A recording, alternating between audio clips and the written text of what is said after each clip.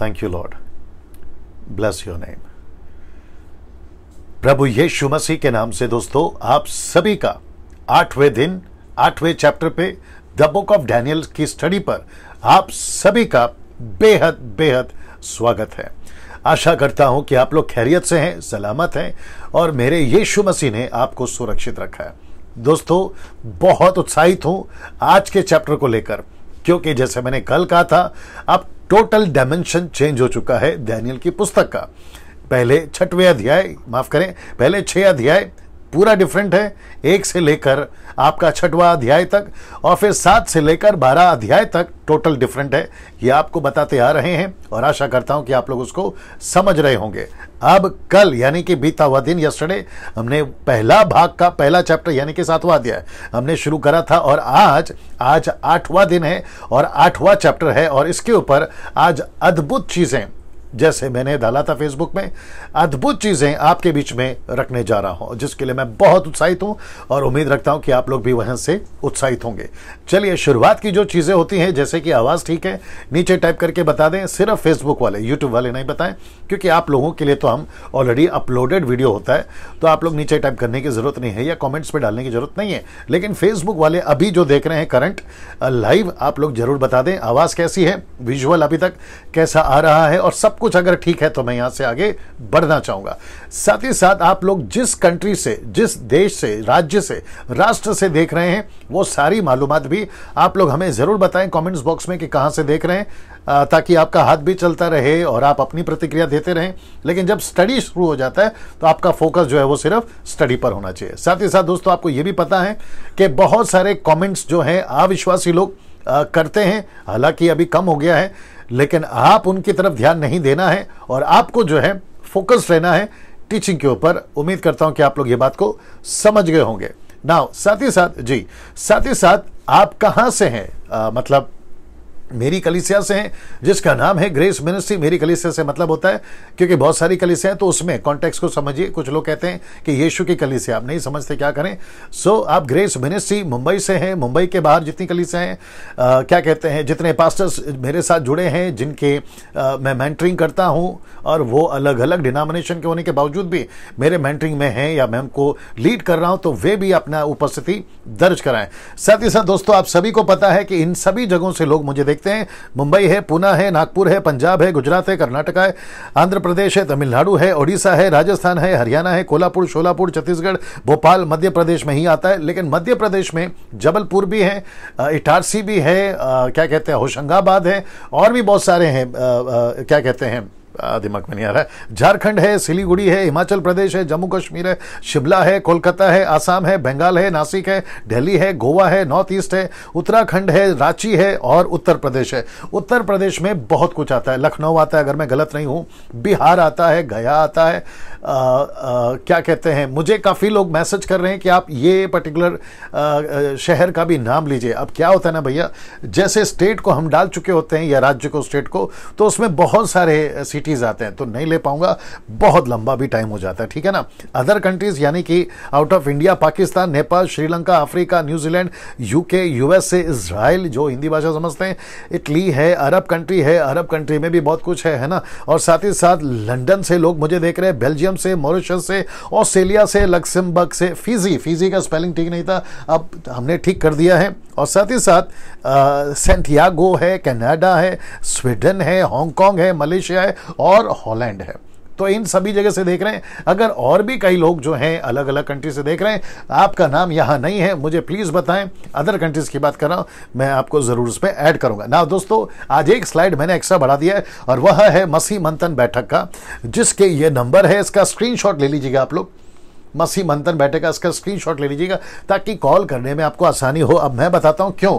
जैसे आप लोग कल से देख रहे हैं, क्षमा करें, आप लगातार 7 दिन से और आज का 8वां दिन देख रहे हैं, हम एक मिशन पे काम कर रहे हैं, हम एक लक्ष्य को लेकर चल रहे हैं और उस मिशन और लक्ष्य में हम लाखों लोगों को जोड़ना चाहते हैं, और जिसका नाम हमने रखा है मसीह मंथन बैठक।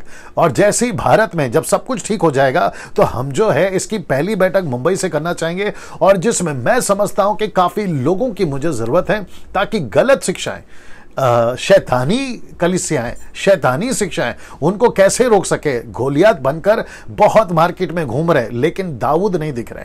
तो बहुत सारे दाऊद शायद उनको पता नहीं है कि उनकी कैपेबिलिटी क्या है, उनकी क्षमता क्या है, उनका पोटेंशियल कितना है, ताकि हम उनको निखार सके। जैसे 5 पत्थर नाले में पड़े पड़े, पानी ने उनको निखारा, वैसे ऐसे 5 पत्थर हमें चाहिए यीशु के कलीसिया की थैली में, यीशु की कलीसिया की थैली में, ताकि ये 5 पत्थर जो है गोलियात को मारने में काम आ सके, यानी गलत शिक्षाओं को। और हम जो है साथ ही साथ मैंने कल बताया था कि जितने भी युवा लोग हैं, लड़का लड़की दास दासी, आप सभी को परमेश्वर के वचन में इतने एजुकेटेड होना है, इतने मजबूत हो जाना है, ताकि परमेश्वर का राज्य को आपके जीवन काल में, जब तक मैं जिंदा हूं तब तक, आप जब तक जिंदा है, मिशन को हम पूरा होते हुए देख सके। जैसे पौलुस कहता है, मेरी दौड़ मैंने पूरी कर ली, मेरे कूच का समय आ गया, मेरा टेक ऑफ का मतलब मेरी पृथ्वी को छोड़ने का, घर को छोड़ने का समय आ गया। ऐसी रेस दौड़कर, ऐसा काम कर कर ही आप लोग जो है निश्चिंत होकर इस पृथ्वी से जाना है, जिसकी क्या कहते हैं, तसल्ली मुझे भी हो और आपको भी हो, और उस मिशन में मैं भी हूं और आपको भी जोड़ना चाहूंगा। मसीह मंथन के जितने मेंबर्स हैं, आप लोग भी जानते हैं हम किस मिशन के साथ चल रहे हैं। तो ये नंबर आपको दिया जा रहा है ताकि आप लोग मसीह मंथन के जो एडमिन्स हैं इनको कॉल कर सकें। सुबह 10 से रात को 9 बजे तक ही करना है, और अभी नहीं करना क्योंकि अभी तो सब लोग लाइव हैं, तो कल से सुबह से कर देना। और इनको कहना कि आपको व्हाट्सएप में ग्रुप में ज्वाइन करें। अभी तक मैं आपको बता दूं कि मसीह मंथन बैठक व्हाट्सएप ग्रुप में कम से कम 1000 से भी ज्यादा लोग अब तक जुड़ चुके हैं, पूरे भारत से, अदर कंट्री से भी हैं। अच्छा, अदर कंट्री से भी लोगों का स्वागत है, आप लोग जुड़ सकते हैं। आपका जो भी सपोर्ट मिलना चाहे हमको दीजिएगा, ताकि हम जो है इस मिशन को आगे बढ़ा सकें ना। इसको देखिए दोस्तों, अब यहां से मैं टीचिंग को शुरू कर रहा हूं, क्योंकि मुझे एक्सक्यूज मी, मुझे यहां से आपको बहुत सारी चीजें आज बतानी है ना। मुझे बता दो कितना लोग हैं जी। 1000 लोग जुड़ चुके हैं, एक्सक्यूज मी, 1000 लोग जुड़ चुके हैं। और YouTube पे आप लोग जो अपलोड वाला वीडियो देखते हैं, आपका भी बहुत स्वागत है। मैं समझता हूं कि 89,000 प्लस 200 या 300 हो गए होंगे अभी। आप सभी का स्वागत है, और मैं बहुत रिस्पॉन्सिबिलिटी के साथ आप सभी लोगों से बात कर रहा हूं। मुझे मेरा आवाज सुनाओ, कैसा दिखाई दे रहा है या सुनाई दे रहा है? जी, मैं काफी बोझ के साथ आप सभी के पास आता जी, काफी है जी। तो मैं समझता हूं कि मेरी रिस्पॉन्सिबिलिटी है कि सही शिक्षा के साथ में आपके बीच में मैं पहुंच सकूं ना। साथ ही साथ दोस्तों, अगर आप लोग मुझे संपर्क करना चाहते हैं, ये जो नंबर आपको दिखाया था, आप इनसे बात कर सकते हैं। कोई जानकारी चाहिए, ये मेरे जो व्हाट्सएप ग्रुप है मसीह मंथन के एडमिन से, आप लोग इनसे बात कर सकते हैं, ठीक है ना दोस्तों। अब यहां से मैं शुरू हो रहा हूं, और मैं सबसे पहले आपको यह दिखाना चाहता हूं, और साथ ही साथ मैं कल जो है अभी तक हमने क्या सीखा, पहले अध्याय से लेकर 8वां अध्याय आज खत्म हो जाएगा, और कल लगेगा 9वां अध्याय। तो मैं कल आपको एक बोलते ना रीकैप, या फिर जो भी हमने सीखा है उसका जो है एक छोटा सा क्या कहते हैं, रिकॉल क्या बोलते हैं मुझे नहीं मालूम, वो सारी चीजें आपके बीच में रखूंगा, ताकि आपका दिमाग में सब चीजें फ्रेश हो जाए। लेकिन अभी जो मैं रख रहा हूं, मैं बाइबल की कुछ हिस्ट्री, कहां से कहां तक अभी हम बढ़े हैं और आगे कहां तक हम जाएंगे, वो आपके बीच में रख देता हूं। क्यों? क्योंकि उसकी वजह है चैप्टर 8, उसकी वजह है चैप्टर 8 अध्याय 8। तो उसको कनेक्ट करने के लिए आपके बीच में मैं ये करने जा रहा हूं। क्या आप लोग तैयार हैं? अगर आप लोग तैयार हैं, नीचे थंब का सिंबल, हार्ट का सिंबल, आप जैसे देना चाहो, भेजना चाहो, आमीन रिस्पॉन्स देना चाहो, आमीन का, हालेलुया का, आप दे सकते हैं, ठीक है ना। तो मैं वापस यहां से शुरू करने जा रहा हूं, और आप सभी को पूछूंगा, अगर हम लोग तैयार हैं तो मैं यहां से शुरू होता हूं ना। साथ ही साथ दोस्तों ये पढ़ लीजिए, लिखा है from Exodus to book of Revelation. मतलब मैंने उत्पत्ति की किताब को नहीं गिना है। उत्पत्ति की किताब को क्यों नहीं गिना है मैं आपको अभी बताऊंगा, तो आपको भी समझ में आ जाएगा। लेकिन एक्सोडस में हम पूरी पृथ्वी पर एक चीज को देखते हैं, और वो एक चीज इसके साथ में कनेक्ट होगी, और वही एक चीज लूसीफर के साथ कनेक्ट है, और वही एक चीज आपकी और मेरे साथ में कनेक्ट है। वो एक चीज क्या है आपके बीच में भी मैं रखने जा रहा हूं। तो सबसे पहले from Exodus to book of Revelation. तो यहां लिखा है कि एक बात को पहले समझना होगा, एक बात को पहले समझना होगा। आइए देखते हैं वो कौन सी बात है ना। सबसे पहले ये देख लीजिए, द बुक ऑफ एक्सोडस से लेकर रेवलेशन तक है, मैंने यहां पे रख दिया, और वह है, बड़े ध्यान से सुनिएगा, और वह है जो एक बात आपको समझनी है, वह है मंदिर। जी, मंदिर। एक्सोडस से लेकर द बुक ऑफ रेवलेशन तक एक ही चीज चली है, परमेश्वर का मंदिर, परमेश्वर का मंदिर, परमेश्वर का मंदिर। आप और हम भी क्या है? परमेश्वर का मंदिर। मैं कनेक्ट करूंगा, अब इसको देखिए अगला वाला। यह है अदन की वाटिका से लेकर, रिपीट करता हूं, अदन की वाटिका से लेकर नए यरूशलेम तक, जिसको कहते हैं नया यरूशलेम, यह भी परमेश्वर का मंदिर है, जिसको कहते हैं नया यरूशलेम आने तक। बड़े ध्यान से देखिएगा स्लाइड्स के ऊपर, यहां सब ठीक दिख रहा है, बड़े ध्यान से, और अगर आता है कमेंट तो मुझे बताइए। लिखा है कि अदन की वाटिका से लेकर नए यरूशलेम तक शैतान का एक ही टारगेट है। मैं रिपीट कर दूं, शैतान का एक ही टारगेट है। कहां से कहां तक? एक्सोडस से लेकर, यानी कि निर्गमन की किताब से लेकर प्रकाशित वाक्य तक की किताब है। मैंने उत्पत्ति को नहीं गिना, मैं आपको बताऊंगा, लेकिन हम देखते हैं जी, हम देखते हैं कि शैतान का एक ही टारगेट है, और वो टारगेट कौन है? मंदिर। वो टारगेट कौन है? मंदिर। लूसीफर का टारगेट मंदिर, 23 कर दो। लूसीफर का टारगेट है मंदिर। क्या कहते हैं? एंटी क्राइस्ट का टारगेट है मंदिर। यहां तक कि यीशु मसीह का भी टारगेट है मंदिर, और आज हम सब का भी टारगेट है मंदिर। लेकिन लूसीफर का टारगेट मंदिर क्यों है? क्योंकि वो नहीं चाहता था, क्षमा करें, निर्गमन की किताब से लेकर प्रकाशित वाक्य तक और यरूशलेम आने तक उसका एक ही टारगेट है कि मंदिर को नाश किए। मंदिर को नाश करने का मतलब क्या? आपको और मुझको नाश करे, ठीक है ना? तो उसको भी याद रखिए। सो मंदिर, दिमाग में रखिएगा उसको। ना अब दोस्तों यहां पे मैं कुछ रख रहा हूं, आइए देखते हैं क्या लिखा है। लिखा है जी, क्रिएशन से लेकर फ्लड तक, मतलब यहां से लेकर आपका जो बाढ़ आया था नूह के जमाने में, जिसको कहते हैं फ्लड, वहां से लेकर वहां तक में, क्रिएशन से लेकर फ्लड तक में, आप जानना चाहते हैं कितने साल का गैप है? 2000 वर्ष का गैप है। 2000 वर्ष का गैप है। तो पहला स्लॉट 2000 का, फिर एक्सोडस से लेकर बेबीलोन तक। बेबीलोन का मतलब क्या है? जहां पर आपका दानियल चल रहा है, जहां पर यीशु मसीह के आने से पहले 600 साल पहले का जो बेबीलोन है, जो बंदी हो गया था, और मीडो पर्शियन आकर, मादी और फरसियों ने आकर बेबीलोन से परमेश्वर के लोगों को रिहा करा, और एजरा की किताब साथ साथ लिखा है कि वापस से रीबिल्ड हुआ, वापस से मंदिर को बनाया गया। फिर वापस से यीशु के आने से पहले एक राजा ने उसको वापस से नाश किया। तो ये सारी चीजें आपके बीच में रखूंगा, लेकिन उस टाइम से लेकर अभी तक वो वापस से मंदिर नहीं बन पाया। और आप सभी जानते हैं कि यरूशलेम का मंदिर अभी वर्तमान में फिलिस्तीनियों के कब्जे में है, फिलिस्टाइंस के कब्जे में है। ये आप लोग इस बात को जानते हैं, इजराइल के कब्जे में नहीं है ना। वापस आता हूं कि यहां से लेकर क्रिएशन से लेकर फ्लड तक का 2000 साल का गैप है, लेकिन एक्सोडस से लेकर बंदी होने तक, यानी कि बेबीलोन तक में, नबूकदनेस्सर राजा दानियल तक में, वो यहां भी 2000 वर्ष का गैप है। अगर आप समझ गए होंगे, वापस से कह देता हूं, ये चित्र को देख लीजिए। मैं ये सब इसलिए कर रहा हूं ताकि आपको समझा सकूं कि अभी पिक्चर कैसा है आपके बाइबल का।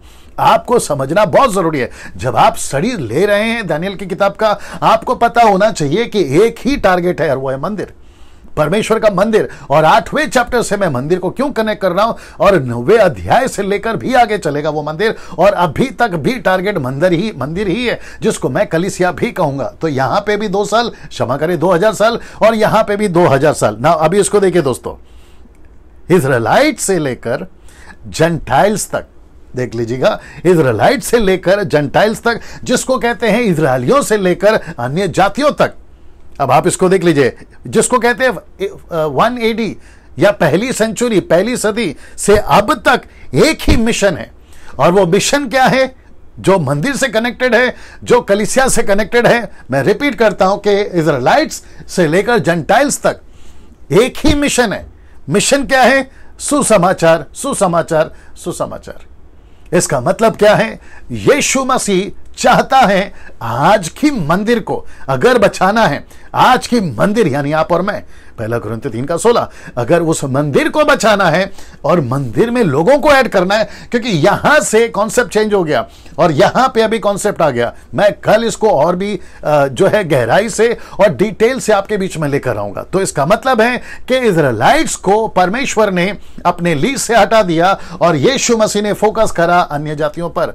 ना मेरे हिंदू भाई, मेरे मुस्लिम भाई और जितने भी अन्य जाति के लोग हैं जो यीशु के फॉलोवर नहीं हैं, मैं कल बता चुका हूं, हम क्रिश्चियंस नहीं हैं, हम क्राइस्ट फॉलोवर्स हैं।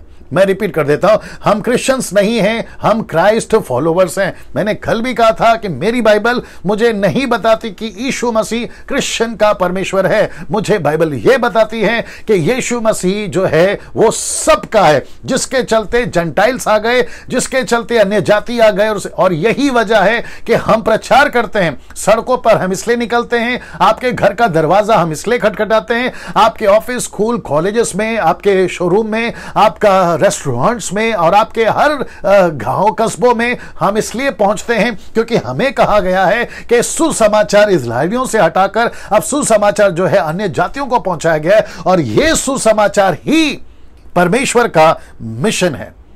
तो इसका मतलब है मुझे वापस से आपको थोड़ा सा पीछे लेकर जाना होगा ताकि पिक्चर को मैं वापस से क्लियर कर दूं ना। वापस आते दोस्तों यहां पे आप लोग देख लीजिएगा, ठीक है ना। एक बात आपको समझनी बहुत जरूरी है, from Exodus to book of Revelation एक बात चल रही है, और वह है परमेश्वर का मंदिर। अदन की वाटिका से लेकर आपका नया यरूशलेम तक शैतान का एक ही टारगेट है, और वह है परमेश्वर का मंदिर। आदम को नहीं छोड़ा, आदम को नाश किया, लेकिन उसके बाद परमेश्वर ने निर्गमन की किताब में मूसा को वो मिशन दिया, मंदिर बना, मंदिर बना, मैं रखूंगा। हर चीज को करते करते फिर आपको जो जीवन काल या फिर टाइम पीरियड 6000 साल का अगर वो समझना है तब जाकर मैंने ये रखा है, एक्सक्यूज मी, मैंने ये रखा है जो कि कहता है कि क्रिएशन से लेकर फ्लड तक, यानी कि नूहा तक, आदम से लेकर नूहा तक में 2000 साल का गैप है। फिर एक्सोडस से लेकर बेबीलोन तक यानी दानियल और यीशु के पहली सदी तक, ठीक है ना, एडी आने तक यहां पर 2000 साल का गैप है। और तब आता है आपका यह इजराइलाइट से लेकर आपका जेंटाइल्स तक जो सुसमाचार चल रहा है, यानी कि पहली सदी से लेकर अब तक, और जिसको भी मैं कहूंगा 2000 साल का गैप अभी चल रहा है, हालांकि 2020 साल हो गए। एक ही मिशन है, एक्सक्यूज मी, एक ही मिशन है, और वो मिशन है सुसमाचार। जी दोस्तों, वो मिशन है सुसमाचार। नाउ ये वचन आपके बीच में रख रहा हूं, वचन है रोमियो की किताब उसका 11 का 25, लिखा है कि हे भाइयों, कहीं ऐसा ना हो कि तुम अपने आप को बुद्धिमान समझ लो, इसलिए मैं नहीं चाहता कि तुम उस भेद से अनजान रहो। कौन सा भेद है? अभी आ रहा है, लिखा है भेद है कि जब तक अन्य जातियां पूरी रीति से प्रवेश ना कर ले तब तक इज़राइल का एक भाग ऐसा ही कठोर रहेगा। यह कौन सा एक भाग है जो यहां पर ठुकरा दिया? यह कौन सा एक भाग है? यह इज़राइल। आपको मैं कल बताऊंगा कि परमेश्वर यीशु मसीह ने जब इस पृथ्वी पर जन्म लिया था पहली सदी में एडी में यहां पर, वहां से लेकर स्टीफन तक जिसको पत्थर मार दिया गया, वहां से कलीसिया तितर बितर हो गई। वचन अध्याय 8 अगर आप पढ़ते हो 1 से लेकर, लिखा है कलीसिया तितर बितर हो गई, और वो कलीसिया तितर बितर होती चली गई 3री सेंचुरी तक, जब तक कि रोम का एम्परर जिसका नाम है कॉन्स्टेंटाइन, वो जब तक नहीं आया 3rd सेंचुरी में, तब तक कलीसिया बिखरती गई। बिगड़ने से मतलब है फैलती चली गई, कलीसिया को सताया गया। और मैं समझता हूं कि जब कॉन्स्टेंटाइन को मन परिवर्तन हुआ, उसको यीशु का एहसास हुआ, कल इसको और भी जोड़ दूंगा, आज थोड़ा सा बता देता हूं क्योंकि यह समझाना है, उसने क्रिश्चियनिटी को लीगलाइज कर दिया। उसने कहा कि क्रिश्चियन धर्म, क्रिश्चियनिटी, याद रखो कॉन्स्टेंटाइन का है ये पूरा डेटा या पूरी हिस्ट्री, आप जाइए गूगल में और आप टाइप कर लीजिएगा और आपको पूरा डेटा मिल जाएगा, ठीक है ना। सो मैं वापस कहता हूं कि 3री सदी में कॉन्स्टेंटाइन ने क्रिश्चियनिटी को लीगलाइज कर दिया, लेकिन वहां एक गड़बड़ हो गई, मैं जिसको कल भी बोलूंगा। गड़बड़ यह हो गई कि जो सुसमाचार था उसमें धर्म आ गया। बाप रे, जो सुसमाचार था उसमें धर्म आ गया, जो सुसमाचार था उसमें क्रिश्चियन रिलीजन आ गया। और इसका करता धरता कौन है? कॉन्स्टेंटाइन। फिर कॉन्स्टेंटाइन के बाद में जो पोप बने कैथलिक में, रोम होली सिटी मैंने कल कहा था, और वो अभी तक चल रहा है। उसके चलते रोम जो है ये बन गया, होली सिटी बन गया, और वहां पर कैथलिक्स वालों ने वहां पर डिक्लेयर कर दिया कि जैसे हिंदू एक धर्म है, मुस्लिम एक धर्म है, बुद्ध एक धर्म है, और न जाने कितने धर्म हैं, वैसे क्रिश्चियन का भी एक धर्म है। जब अंबेडकर साहब भारत के कॉन्स्टिट्यूशन को लिख रहे थे, जिसको हिंदी में संविधान कहते हैं, तो उसने 4 धर्म को जोड़ा, हिंदू, मुस्लिम, सिख, ईसाई, और उसके अलावा और भी धर्म है, बुद्धिस्ट है, पारसी है, और न जाने क्या 7 मेजर रिलीजन्स है, उन सबको जोड़ा है उन्होंने, ठीक है ना। लेकिन क्रिश्चियन धर्म हम नहीं मानते, वाह वापस कह देता हूं कि डैनियल राज क्रिश्चियन धर्म को नहीं मानता। मैं ये मानता हूं हम क्रिश्चियंस नहीं हैं, हम क्राइस्ट फॉलोवर्स हैं। क्रिश्चियन का शब्द, क्रिश्चियनिटी का शब्द, क्रिश्चियन रिलीजन जो है ये 3rd सेंचुरी में आया था कॉन्स्टेंटाइन के द्वारा। आप जितने क्राइस्ट फॉलोवर्स हैं, आप जितने मुझे देख रहे हैं, आपका जो दिमाग है वो अभी चकरा गया होगा। तो जितनी भी बड़ी बड़ी ऑर्गेनाइजेशंस है वहां तक अगर ये वीडियो पहुंचती है उनका भी दिमाग चकराया होगा कि डैनियल भाई ये क्या बोल दिया। मैं बिल्कुल सच कह रहा हूं सर, जब पहली सदी में आया था यीशु मसीह ने क्रिश्चियन धर्म का प्रचार नहीं किया। आप मुझे साबित करके बता दीजिए, कोई भी तुर्रम खान, आप मुझे साबित करके बता दीजिए, मैं फेसबुक पे यूट्यूब पे आना छोड़ दूंगा। साथ ही साथ पतरस ने क्रिश्चियन धर्म का प्रचार नहीं किया, पौलुस ने क्रिश्चियन धर्म का प्रचार नहीं किया, पतरस और यूहन्ना ने क्रिश्चियन का प्रचार नहीं किया, ना ही किसी भी प्रभु के दासों ने पहली सदी में। उन्होंने सिर्फ और सिर्फ परमेश्वर के राज्य का प्रचार किया। जॉन द बैप्टिस्ट ने भी कहा परमेश्वर का राज्य निकट आ गया। यीशु मसीह ने भी कहा परमेश्वर का राज्य निकट आ गया, मत्ती 4:17। पतरस और 12 चेले और 12 चेले और 70 चेले, वो मत्ती का 9वां अध्याय हो या फिर मत्ती का 10वां अध्याय हो या लूका का 10वां अध्याय हो, यीशु ने यही कहकर भेजा कि जाओ प्रचार करो और कहो स्वर्ग का राज्य निकट आ गया, मन फिरा। और यही प्रचार प्रेरितों की किताब 2 अध्याय में पतरस ने भी करा, और यही प्रचार जो है पौलुस ने भी आगे करा। एक ने भी क्रिश्चियन धर्म का प्रचार नहीं करा। और मुझे यह एहसास हो रहा है, जब मैं आपको यह स्टडी दे रहा हूं तो मुझे पता चला है कि 3री सेंचुरी के बाद कॉन्स्टेंटाइन के टाइम से क्रिश्चियनिटी जो है वो ढीली पड़ गई। मुझे माफ करिए ये बोलने के लिए, क्रिश्चियनिटी जो है वो ढीली पड़ गई। और उसके चलते हुआ क्या कि यीशु का सुसमाचार तो मिलावट में आ गया। यीशु का सुसमाचार जिसका पौलुस ने भी जिक्र करा है गलतियों का 1 अध्याय से लेकर 6 तक में, 1 से लेकर 6 तक में, वो कहता है कि सुसमाचार बिगाड़ दिया है कुछ लोगों ने। तो वैसे तब हुआ था वैसे अब हो रहा है। और आपको पता है कि आज 90%, बहुत ध्यान से सुनिए, आज 90% क्रिश्चियंस रिलैक्स हो गए। आज 90% क्रिश्चियन ऐसा लेकर चल रहे, एक एजेंडा लेकर चल रहे हैं कि हम क्रिश्चियंस हैं, हम रिलीजन्स वाले, हम धर्म वाले, हम क्रिश्चियन धर्म वाले, हमारा ये राइट्स है, हमारा वो राइट्स है। लेकिन मुझे नहीं पता ये बात वो क्यों नहीं समझते हैं कि पहली सदी में ऐसा कोई राइट्स को लेकर नहीं चलते थे। प्रेज गॉड की आज आजादी है, मैं उसके खिलाफ नहीं हूं। प्रेज गॉड क्या चर्च बनाने की आजादी है, मैं उसके खिलाफ नहीं हूं। आज सोशल मीडिया पे हम अपनी बात को रख सकते हैं, उसकी आजादी है, मैं उसके खिलाफ नहीं हूं। लेकिन ये क्यों भूल जाते हो कि सुसमाचार को फैलाने में आपको ढीला नहीं पड़ना है, क्योंकि सुसमाचार ही पर सब कुछ टिका हुआ है। मैं आपको कनेक्ट करूंगा। और इसलिए लिखा है कि इजरायलियों का एक भाग कठोर कर दिया है, और जब तक अन्य जाति, ये वचन के हिसाब से 22 कर लेना, जब तक अन्य जाति पूरी तरह से मन नहीं फिराते तब तक जो है सुसमाचार अन्य जाति जब तक मन नहीं फिराते, इनको मौका नहीं है, इनको मौका नहीं है। मैं जब कनेक्ट करूंगा ना 70 वीक्स ऑफ द डैनियल का वो दर्शन के साथ में, और मैं आपको साथ ही कनेक्ट करूंगा 2300 डेज का, यानी कि 2300 सुबह और 2300 शाम, जो कि आपके अभी आएगा भी और कल भी आएगा। वो जो टाइम पीरियड है वो बताता है कि वो टाइम पीरियड में इजराइल को गिनती में लाया ही नहीं, इसको गिना ही नहीं गया, बल्कि इसको रोक दिया गया कि जब तक अन्य जाति पूरी तरह से प्रवेश ना करे तब तक जो है इजराइल का एक भाग कठोर रहेगा। एक भाग, वहां सब ठीक है कमेंट्स बॉक्स में, एक भाग कठोर रहेगा ना। दोस्तों आपको समझना बहुत जरूरी है कि आज चैप्टर 8 है जिसमें मैं बात करने जा रहा हूं एंटी क्राइस्ट की। मैं इतना लंबा इसको अभी क्यों खींच रहा हूं, क्योंकि आप ये जब तक नहीं समझोगे आप उसके आगे की बात को नहीं समझोगे। आशा करता हूं कि आप लोग समझ गए ना। क्या सुसमाचार के लिए अंत को रोका है? मैं रिपीट कर दूं, क्या सुसमाचार के लिए अंत को रोका है? मतलब आपका जो एंड है, कुछ लोग प्रचार करते हैं, मैं नाम तो खैर ले रहा नहीं हूं, लेकिन यूट्यूब पे इसकी भरमार हो गई है।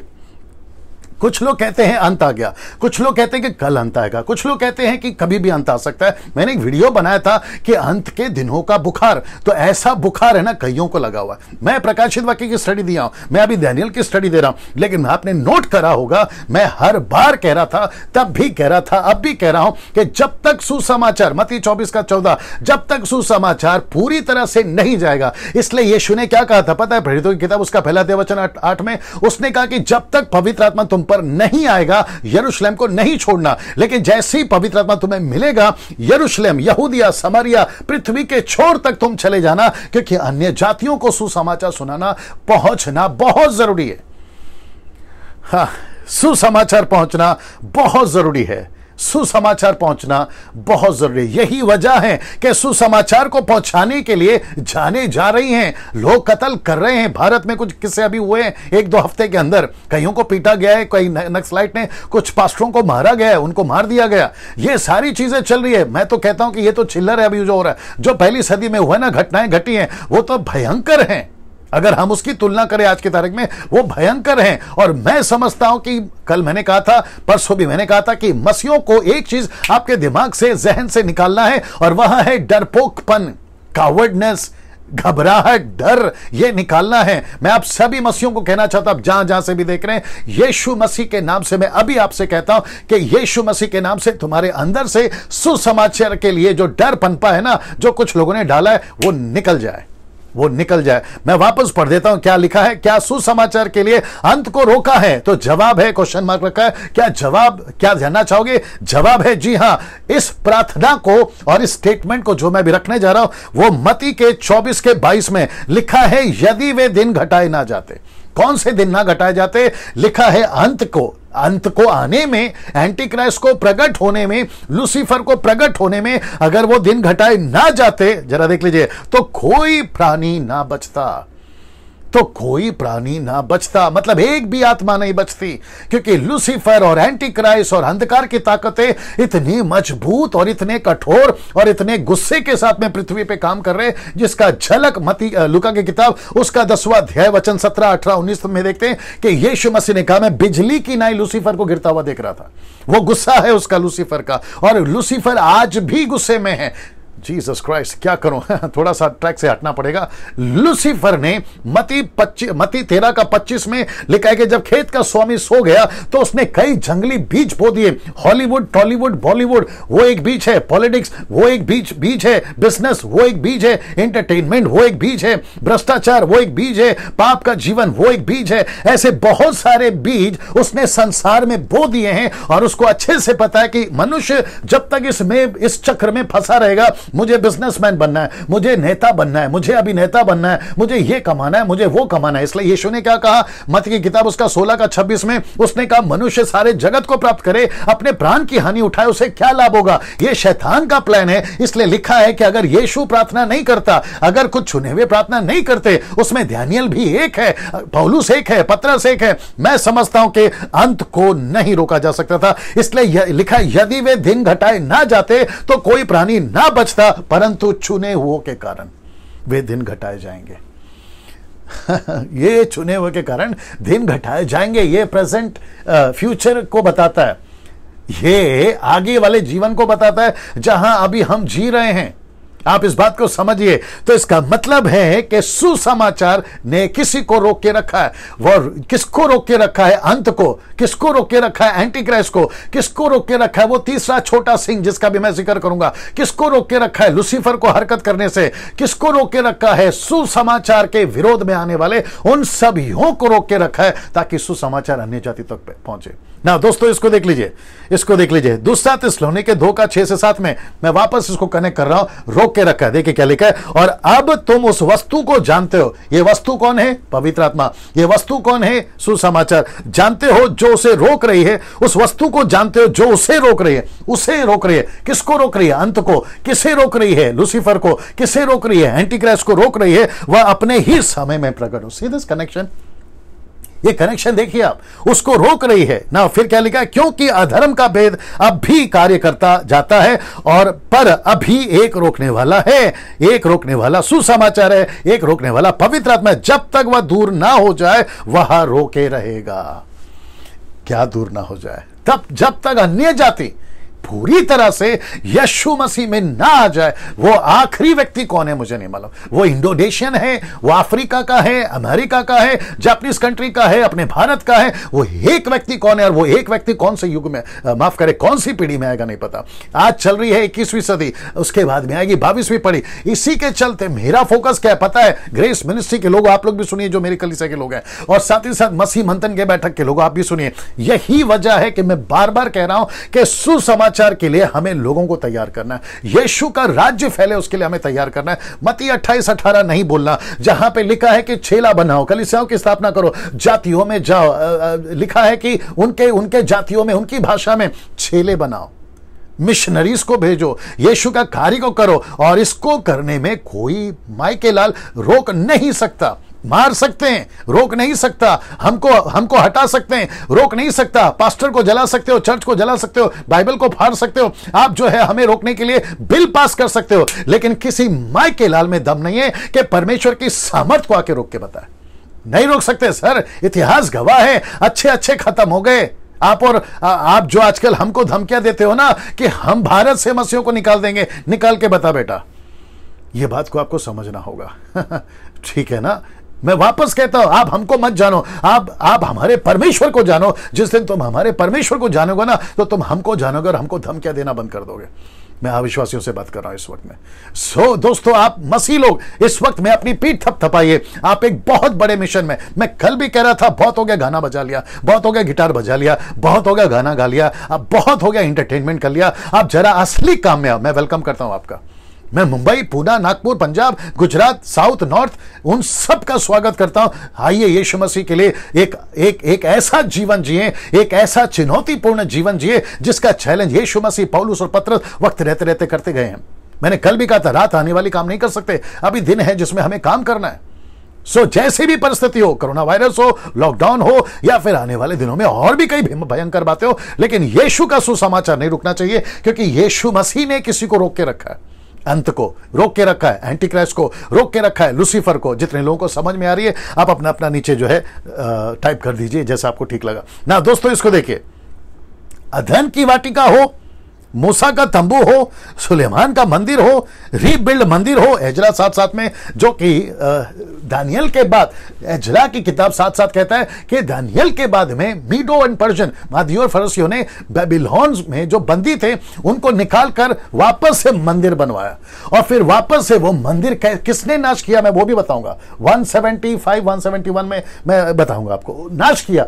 फिर वापस से जो नाश हुआ है, उसके बाद से लेकर अब तक वो मंदिर वापस नहीं बना, वो मंदिर वापस नहीं आया, और इजराइल को परमेश्वर ने वापस नहीं किया। यीशु ने कहा है कि तुम राजमिस्त्रियों ने जिस पत्थर को तुच्छ जाना, उसी पत्थर को यीशु मसीह परमेश्वर यहोवा ने खोने का सिरा बना। सुसमाचार यीशु मसीह। कनेक्ट करूंगा। या फिर आज की कलीसिया हो, तो इसका मतलब क्या है? लूसीफर तब से लेकर अब तक, अदन की वाटिका हो, मूसा का तंबू हो, रीबिल्ड मंदिर हो एजरा साथ साथ का, या फिर आज की कलीसिया, शैतान का एक ही काम है, कैसे भी करके रोको, कैसे भी करके खत्म करो। मंदिर मंदिर मंदिर मंदिर कैसे बनेगा? सुसमाचार।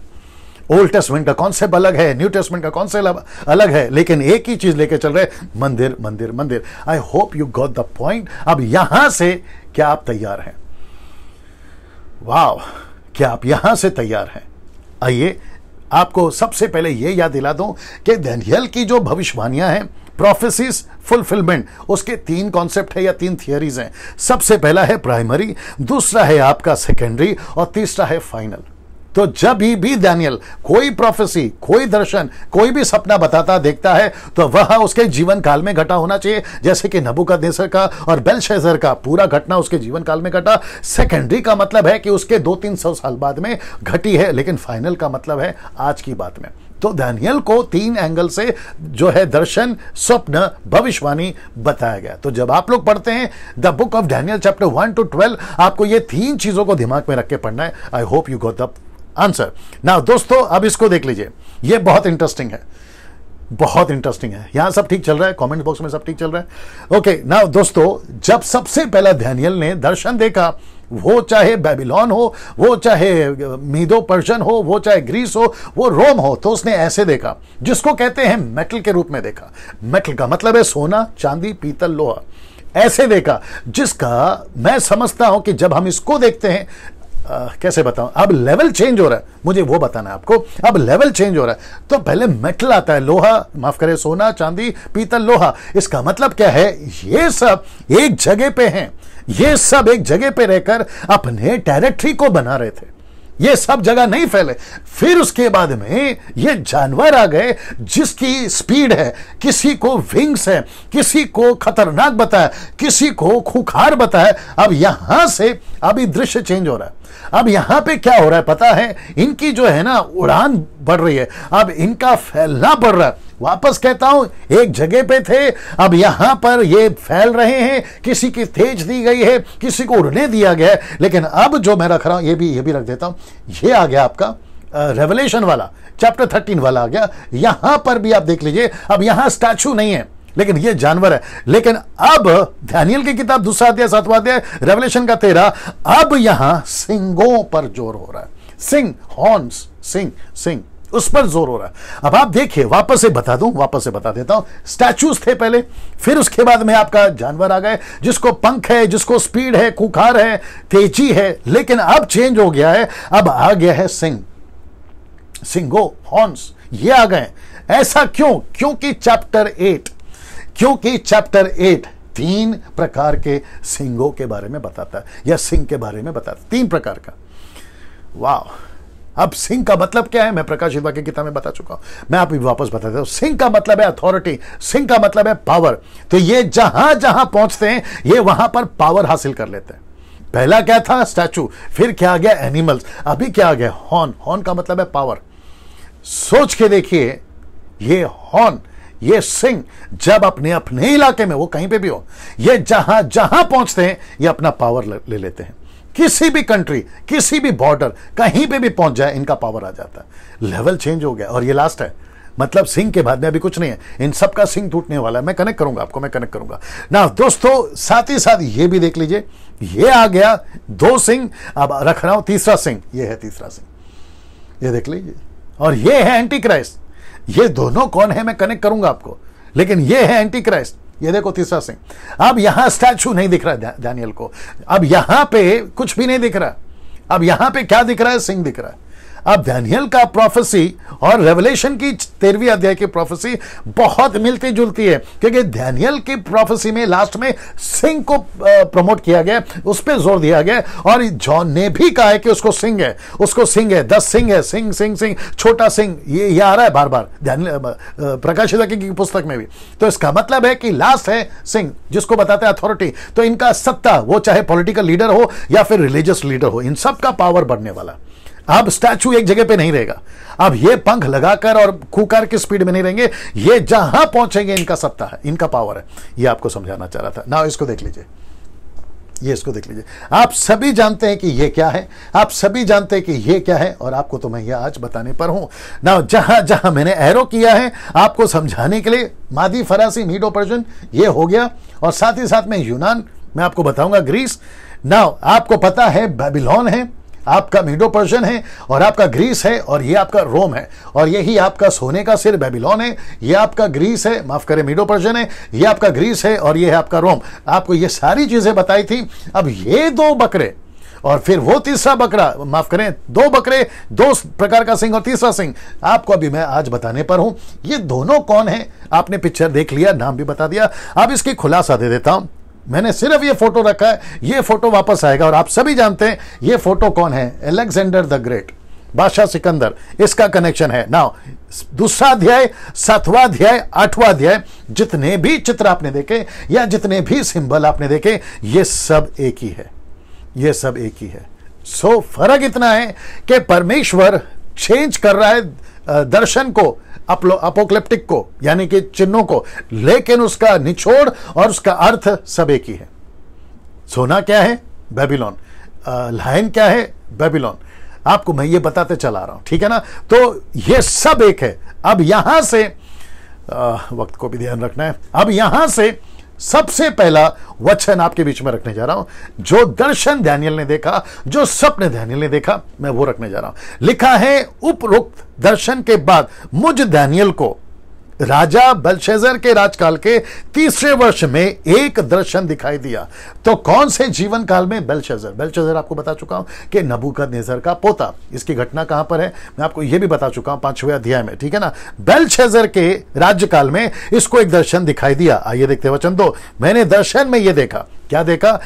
लिखा है कि एलाम प्रदेश के राजधानी शूशन नागढ़ में मैं हूं, यह मैंने दर्शन में देखा। उसके बाद मैंने देखा कि मैं उल्हे नाम नदी के किनारे खड़ा हूं। यह मीडो पर्शियन का राज आ चुका है, यानी कि मादी फरसियों का राज आ चुका है। और दानियल यहां पर एक राजकाल कार्य में जो है स्थगित किया गया था, और यह ऑलरेडी राजा के अधिकार से ऑलरेडी यहां पर काम कर रहा था। तो ऐसे टहलते टहलते काम करते करते लिखा है कि नदी के किनारे, उले नदी के किनारे उसने ये दर्शन को देखा। वचन 3, मैंने दृष्टि की, ऊपर दृष्टि की, मैंने कुछ देखा। ऊपर क्या देखा? तो देखा कि नदी के तट पर एक मेढ़ा खड़ा है।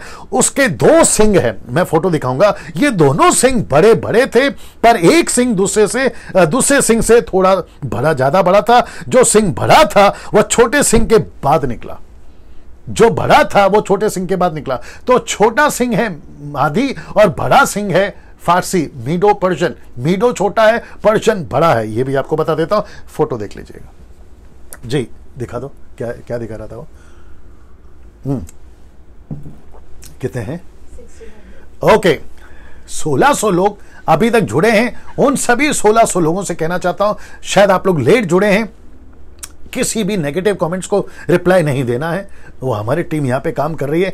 और साथ ही साथ मसीह मंथन बैठक व्हाट्सएप ग्रुप ज्वाइन कर लीजिए। उसका नंबर मैं पहले दिखा चुका हूं, आप लोग जाकर लास्ट में उसको देख लेना जब अपलोड हो जाएगा। और साथ ही साथ मेरे चैनल को, डैनियल राज के चैनल को यूट्यूब पे जाइए, सब्सक्राइब कर लिए। आपको भी पैसे नहीं लगेंगे, और मैं तो खैर पैसे नहीं कमाता। सो ये आपको अभी बता देता हूं जो पहले बता रहा था ना। दोस्तों, ये हो गया मीडो पर्शियन आपके बीच में। मैं अभी बताने जा रहा हूं वचन 4, मैंने देखा कि मेढ़े ने पश्चिम, उत्तर, दक्षिण दिशाओं में आक्रमण कर दिया, लड़ाई की घोषणा कर दी। उसके सामने कोई पशु नहीं टिक पा रहा था। मीडो पर्शियन के सामने, मादी फरसियों के सामने कोई नहीं टिक पा रहा था। उसके हाथ से बचाने वाला कोई ना था। उसने मनमाना व्यवहार किया और स्वयं को खूब उन्नति करा। और ये छोटा सा एरो है जो कि बताता है कि आपका नॉर्थ है, वेस्ट है और साउथ है। यहां से आकर ये मीडो पर्शियन ने, मादी फरसियों ने आक्रमण करना शुरू किया। ये आपको थोड़ा सा समझाने के लिए मैंने मैप रखा है, ठीक है ना। दोस्तों, अब आ रहा है वचन 5। जब उस पर विचार कर ही रहा था, किस पर? ये 2 सिंग वाले क्या कहते हैं, मेढ़ों पर मैं विचार कर ही रहा था, तो अचानक से उसने कुछ और देखा। तो मैंने क्या देखा कि एक बकरा, जिसको इंग्लिश में कहते हैं ही गोट, ही मतलब पुरुष, ही गोट, ठीक है ना। जब मैंने विचार कर देखा तो मैंने देखा कि एक बकरा पश्चिम दिशा से आया, वेस्टर्न, पश्चिम दिशा से आया। उसने भूमि को स्पर्श किए बिना ही, याद रखो, भूमि पर स्पर्श किए बिना ही, यह बताता है उसकी स्पीड। मैं रखूंगा फोटो। समस्त पृथ्वी की परिक्रमा की, मतलब पूरी पृथ्वी पर इसने ट्रैवल किया। मैं बताऊंगा कौन है वो, ठीक है ना। फिर लिखा है कि और उसके पश्चात वह मेढ़ के समीप आया, और लिखा है कि बकरे की दोनों आंखों के मध्य एक विचित्र सिंह था। बकरे के दोनों आंखों के मध्य एक विचित्र सिंह था। मैं उसको भी कनेक्ट करूंगा। यह पहले आप देख लीजिएगा। यह है ही गोट, जिसको एक ही सिंह है। यह है दानियल, और यह है वो एक बकरा, ही गोट जिसको कहते हैं, जिसको एक ही सिंह है। अब इसको देखिए, लिखा है कि बिना पैर छुए, मतलब धरती पे बिना पैर रखे, इसकी रफ्तार और इसकी स्पीड सब ठीक है। वहां पे इसकी स्पीड देख लीजिए। ये कौन है मैं कनेक्ट करूंगा आपको, ठीक है ना। हालांकि कुछ लोग समझ भी गए होंगे। वचन 6, जिसे 2 सिंग वाले मेढ़े को मैंने नदी तट पर खड़े देखा था, उसकी ओर यह बकरा क्रोध में भरकर दौड़ा। ये फोटो दिखा देते हैं, ये देख लीजिए। यह है दानियल, यह है मीडो पर्शियन, आपका यह है सिकंदर, और आप देख सकते हैं। और मैं फोटो अभी आपको बताऊंगा ना। वचन 7 बता देता हूं। मैंने देखा कि वह मेढ़े के एकदम पास पहुंच गया, और उसके प्रति वह क्रोध से उबल रहा था। मतलब उसने गुस्से में, बादशाह सिकंदर की बात कर रहा हूं, उसको मारना था, नाश करना था। वह उस पर टूट पड़ा और उसने उसके दोनों सिंग तोड़ डाले, मतलब राज्य को खत्म कर दिया। मीडो पर्शियन का राज्य उसने खत्म कर दिया। अब इसको देखिए, मेढ़े में इतना बल नहीं रहा कि वह बकरे का सामना कर सके। सेना सब खत्म हो गए, उसकी प्रॉपर्टी खत्म हो गई होगी। ऐसे करते हुए कहा कि अब उसमें कोई ताकत नहीं रही। ये उसको बताता है। बकरे ने मेढ़े को भूमि पर पटक दिया। फिर लिखा है कि उसको अपने खुरों से रौंद डाला। बकरे के हाथ से उस मेढ़े को बचाने वाला कोई ना था। क्यों? क्योंकि बादशाह सिकंदर का दबदबा ही ऐसा था। फोटो दिखा देता हूं पहले, ये देख लीजिए। ये है सिकंदर, ये है ही गोट जिसको कहते हैं बकरा, ये है मेढ़ा जो कि मीडो पर्शियन को बताता है, मादी और फरसियों को बताता है। अब जरा एरो देख लीजिए कहां कहां रखा है। यह है अलेक्जेंडर द ग्रेट यानी बकरा, और यह है आपका मीडो पर्शियन यानी कि मेढ़ा। चैप्टर 8 का यह खुलासा अभी तक का, तीसरा हॉर्न आना बाकी है। सो दोस्तों और विश्वासियों, और आप जो अभी न्यू कमर्स हैं, आप जब बाइबल को पढ़ते हैं तो जैसे मैं शुरू से कह रहा हूं, प्रकाशित वाक्य की पुस्तक से कह रहा हूं, सब कुछ चिन्ह में बताया जाता है, एपोक्लिप्टिक जिसको कहते हैं, साथ ही साथ सिंबॉलिक है। तो जब आप बकरा पढ़ रहे हैं तो ये बकरे में आपको किंग अलेक्जेंडर दिख रहा है। अब आप सोच के देखिए परमेश्वर कितना सटीक, कितना एक्यूरेट और कितना स्पष्ट है, कौन सा राजा कब आएगा, वो राजा का नाम क्या होगा, वो राजा का चिन्ह क्या होगा, अपोक्लिप्टिक की बात में बताते हुए दृष्टांत के रूप में एक एक चीज को क्लियर कर रहा है। Can you believe this? आप कुछ मूर्ख लोग हैं जो कहते हैं इनकी बाइबल करप्ट हो गई है। मूर्ख लोग कहते हैं, क्या करूं उन लोगों का वो कहते हैं इनका इनका इनका सब झूठ है। वाह रे वाह, हाँ, इनका सब झूठ है, तुम्हारा अकेले का सच्चा है। मैं वापस कह रहा हूं, कल भी कहा था तुम्हारे में नहीं घुस रहा हूं। अगर जिस दिन तुम्हारे में घुसना शुरू करूंगा ना तो फिर तुम जवाब देने के लायक नहीं रहोगे। आप मेरे साथ में समझो इस बात को। पहला वापस आता हूं अपने मसीह भाइयों के पास में। दोस्तों जब आप बाइबल पढ़ते हैं, वो चाहे दानियल की पुस्तक हो, वो चाहे रेवलेशन की पुस्तक हो, वो यीशु की 4 किताबें हो, बीज बोने का दृष्टांत, राई का दाना, पहाड़, जमीन पे छुपा हुआ खजाना, या पत्थर या हीरा, सुअर और कुत्तों के आगे, ये सब अपोक्लिप्टिक है, ये सब दृष्टांत और चिन्ह के रूप में है, सिंबॉलिक है। तो जब आप पढ़ते हैं तो पवित्र आत्मा से मदद मांगिए। जब आप पढ़ते हैं तो पवित्र आत्मा से मदद मांगिए। मेरी टीम बता रही है कि इस वक्त में 1700 लोग देख रहे हैं, 1700। मैं उन सभियों का धन्यवाद देता हूं। खूब शेयर करिए। अरे हाँ, और एक बताना भूल गया, कमेंट बॉक्स में सब ठीक है दोस्तों? आप लोग क्योंकि अभी बड़ी तादाद में सब आ गए हैं, आपका तो पहला स्वागत है, ठीक है ना। अच्छा, मुझे ऐसा लगता है कि जब 12 दिन समाप्त हो जाएंगे, या फिर बीच में भी आप लोग कर सकते हैं, पूरे दिन भर में सिर्फ शाम का टाइम छोड़कर, और खास करके सैटरडे संडे कर सकते हैं। मुझे ऐसा किसी ने बताया और वो लोग कर भी रहे हैं और करने पर भी हैं।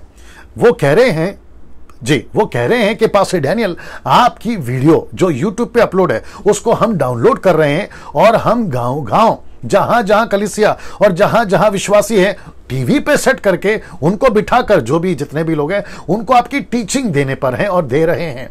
तो मुझे लगा आप लोग ऐसा कर सकते हैं। द बुक ऑफ रेवलेशन की, जो कि मुझे लगता है 10 दिन का टीचिंग है, टोटल 22 चैप्टर के ऊपर मैंने बात किया है। आप एक एक दिन का वीडियो को डाउनलोड करके, टीवी पे सेट करके, आप अपने चर्च में, गांव के अंदर, गलियों में, मोहल्लों में, आप जैसे करना चाहें, आपको उसकी छूट है, आप कर सकते हैं।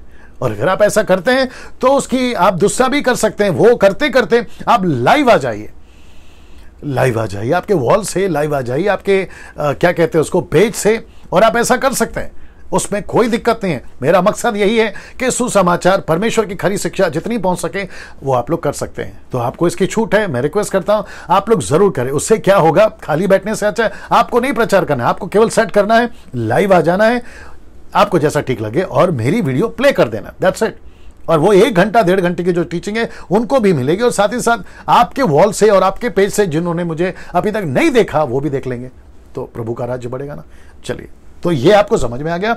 ये है बादशाह सिकंदर, और ये है मीडो पर्शियन, ये है ग्रीस, और ये है मीडो पर्शियन। बकरा कौन है, मेढ़ा कौन है, मैं आपको बता चुका हूं ना। वचन 8 आपके बीच में रखने जा रहा हूं। लिखता है कि अब बकरा अत्यंत शक्तिमान हो गया, शक्ति संपन्न हो गया, माफ करें। अब बकरा जो है अत्याधिक शक्ति संपन्न हो गया। बड़ा कठिन हिंदी है, बर्दाश्त करिए।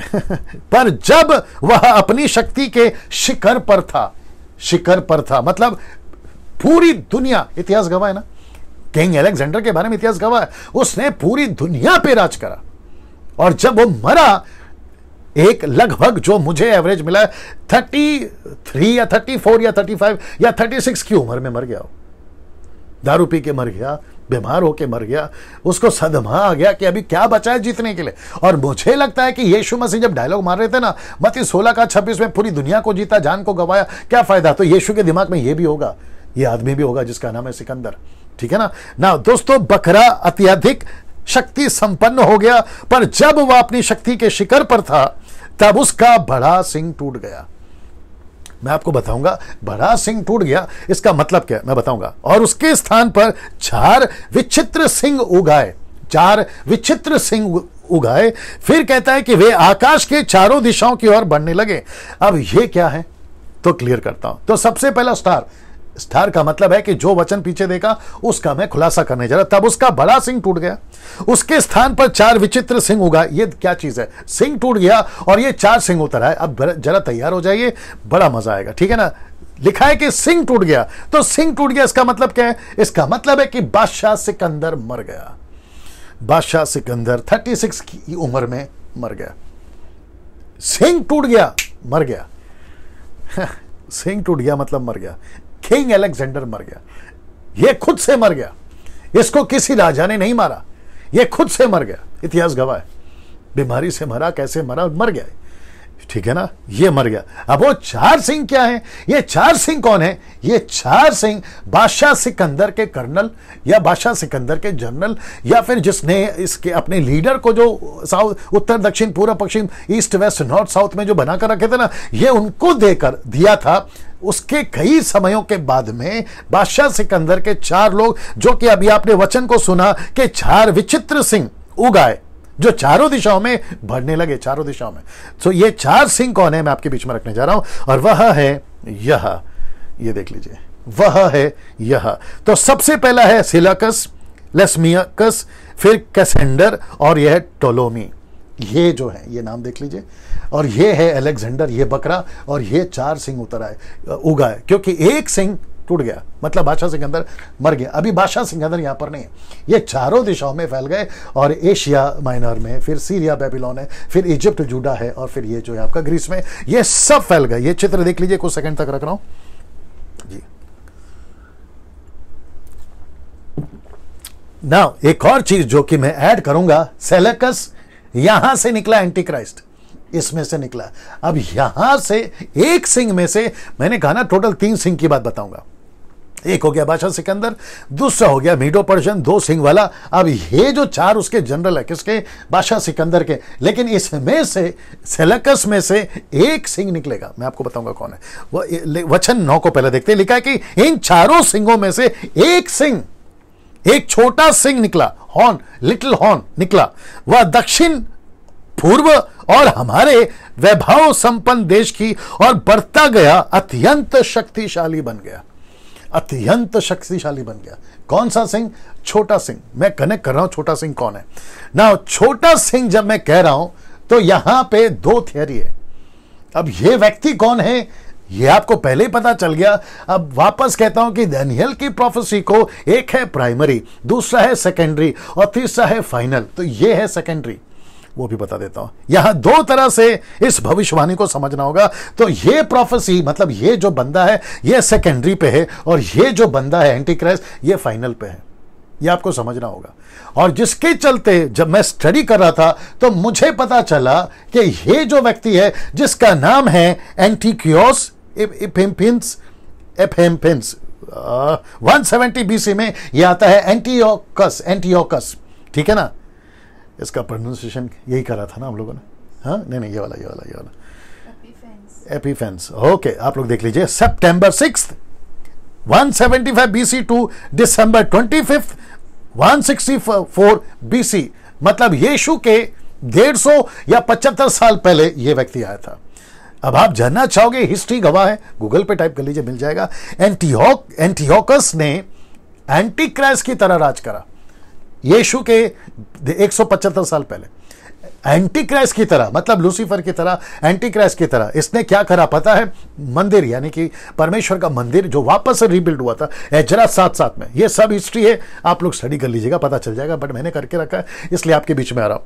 वापस से जो मंदिर रीबिल्ड हुआ था उसमें जाकर, उसमें बैठकर उसने परमेश्वर के सारे भक्तियों को भंग करा, उसने बीच में आराधना रोक दी, उसने अपना पैटर्न लेकर आया, उसने जंगली सुअरों को उसमें डाल दिया, और उसने वहां पर जानवरों का क्या कहते हैं, इसलिए आपको याद होगा यीशु मसीह ने क्या कहा, परमेश्वर का घर को तुमने डाकुओं का अड्डा बना दिया। इससे कनेक्ट कर लीजिए आप लूका की किताब 19वां अध्याय वचन अगर आप पढ़ोगे ना 38-40 से ऐसे आगे पढ़ोगे तो लिखा है कि वह डाकुओं का अड्डा कैसे बन गया, वहां पर जानवर कैसे आ गए, वहां कबूतर खाने कैसे आ गए। आप कनेक्ट कर लो। अब आप इसका मतलब है कि जो मंदिर इजरा की किताब साथ साथ में रीबिल्ड हुआ था मीडियो एंड पर्शियन की वजह से, जो कि दर्शन दानियल भी देख रहा था, मंदिर कब बनेगा, मैं कल कनेक्ट करूंगा इसको और भी, मंदिर कब बनेगा, मंदिर बना, वापस से बना, वापस कह रहा हूं मंदिर आ रहा है बीच में, देख लो मंदिर बना, लेकिन इसने उसको पूरी तरह से नाश किया। और आपको पता है कि खतना करना, सर्कमसेंसेस, खतना, जो कि मूसा का नियम था, परमेश्वर का नियम था, ओल्ड टेस्टमेंट की बात कर रहा हूं, यह करने नहीं देता था। यह सबत की विधि को उनको, आज का तो खैर छोड़ ही दो, सबत की विधि को करने नहीं देता था। और ऐसा भयंकर टॉर्चर किया जिसका नाम है एंटियोकस, भयंकर तांडव मचाया 170 बीसी में, 170 बीसी में।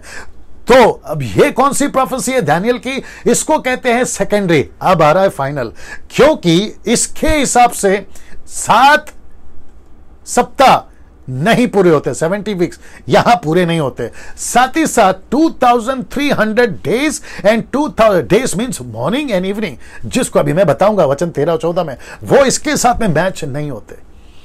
अब जो स्कॉलर्स हैं बाइबल के, जो जानते हैं, पीएचडी करके रखा है, वो मेरे साथ सहमत होंगे कि मैं क्या बात कर रहा हूं। अब आप लोग जो अभी सीख रहे हैं, मैं आपको अंडर एस्टिमेट नहीं कर रहा हूं, प्लीज बुरा मत मानिए, पर वापस कहूंगा किसी को, बैठो परमेश्वर के वचन के साथ में बैठो, कौन कब आया, कौन क्यों आया, कौन कहां है, कौन क्या है, ये सारी बातों को आपको जानना भी बहुत जरूरी है। तेल पानी के चक्कर से बाहर निकलिए, ब्लेसिंग और आशीष के चक्कर से बाहर निकलिए, वर्शिप के इंटरटेनमेंट के प्रोग्राम से बाहर निकलिए, जरा वचन में रूटेड हो जाइए। मैं कोई यही कोशिश कर रहा हूं, मैं वही कोशिश कर रहा हूं, ठीक है ना। सो यहां पे इस व्यक्ति से ऐसा कोई भी जो चिन्ह है जो भविष्य को बताता है वो मैच नहीं करता, ठीक है ना, जिसका जिक्र यीशु मसीह ने भी कहा अंत के दिनों में, दानियल की बातों को कहा उन्होंने, तो कहा है कि जो पढ़े वो समझे, वो अंत के दिनों में। लेकिन एंटियोक का नहीं बोला उन्होंने ये कहा, ये नहीं कहा कि एंटियोक से आपको कुछ सीखना हो, नहीं, उसने कहा दानियल से सीखो।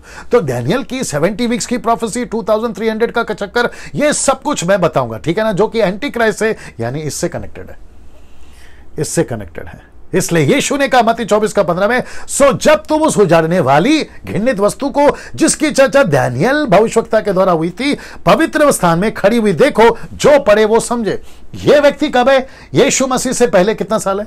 BC, before Christ 170। यीशु मसीह ये वचन कब बोल रहे हैं आपको पता होना चाहिए। यीशु मसीह बात कर रहे 27 एडी में।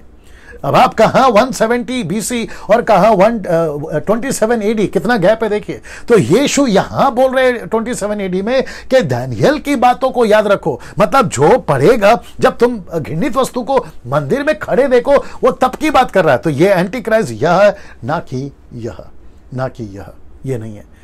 मैं वापस कहता हूं, दो प्रोफेसी एंगल है, एक है सेकेंडरी और दूसरा है फाइनल। प्राइमरी तो नबूकदनेस्सर में ही खत्म हो गया, ठीक है ना। ना दोस्तों, आशा करता हूं यहां पर आप लोग समझ गए ना। इसको देखिए, एक और छोटा सिंह जिसका जो है निकला, मैं उसका बता देता हूं, ये आप देख लीजिए। मैंने कहा था ना सेलेकस से निकलेगा।